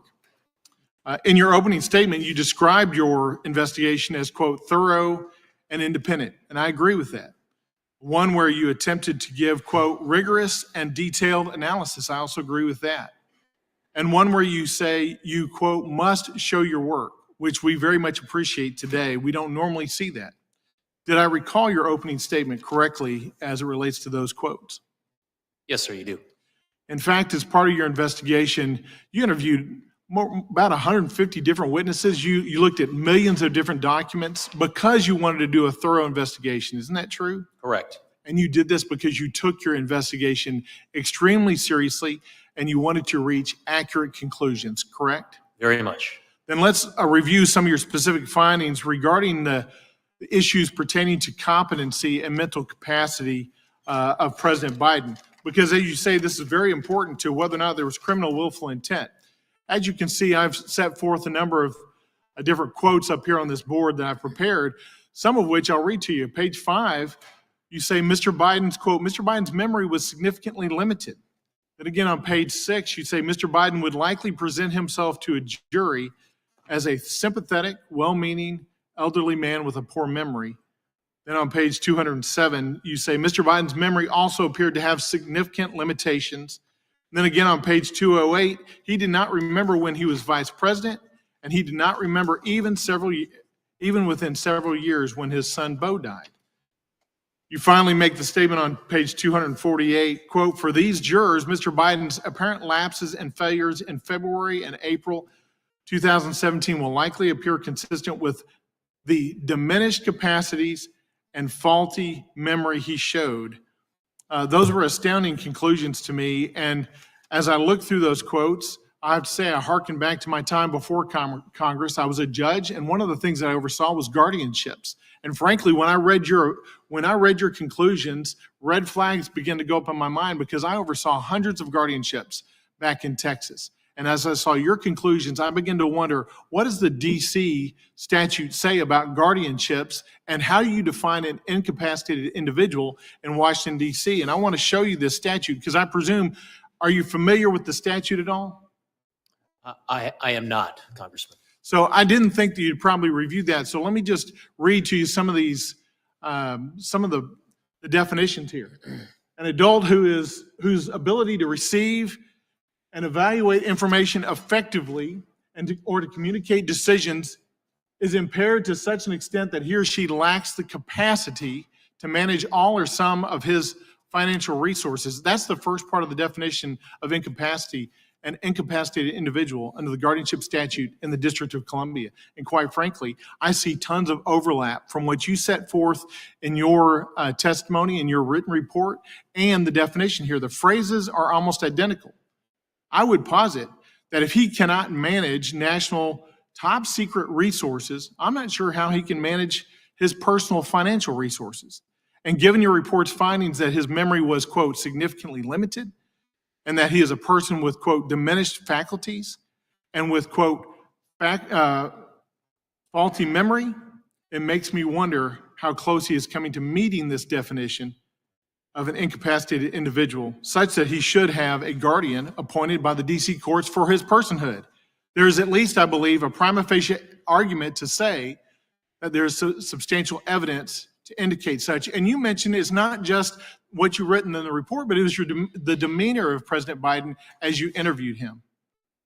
I'll say in conclusion, whether he does or does not meet this definition, I believe your findings raise significant concerns about his current fitness for the office of the president, and certainly his fitness going forward in the future. And I appreciate the fact that you were brazen enough to raise this issue in this report because you knew this would be significant in your findings, but you did so based on a very significant, very detailed, very thorough, independent report, and I praise you for that, doing your duty in such a way. Thank you, Special Counsel. I yield back. Gentleman yields back. Mr. Hur, we have votes on the floor. We have a few more members who will do their 5 minutes of questioning. So we're going to recess, and then we will convene 10 minutes after the conclusion of the last vote. I believe we only have a couple votes. Is that right? 2 votes. So, but Congress, that'll take a while, but we'll get back here as soon as we can. And there's food in the back room for, I think we still have some left that you're welcome to. With that, we stand in recess until 10 minutes after the last vote.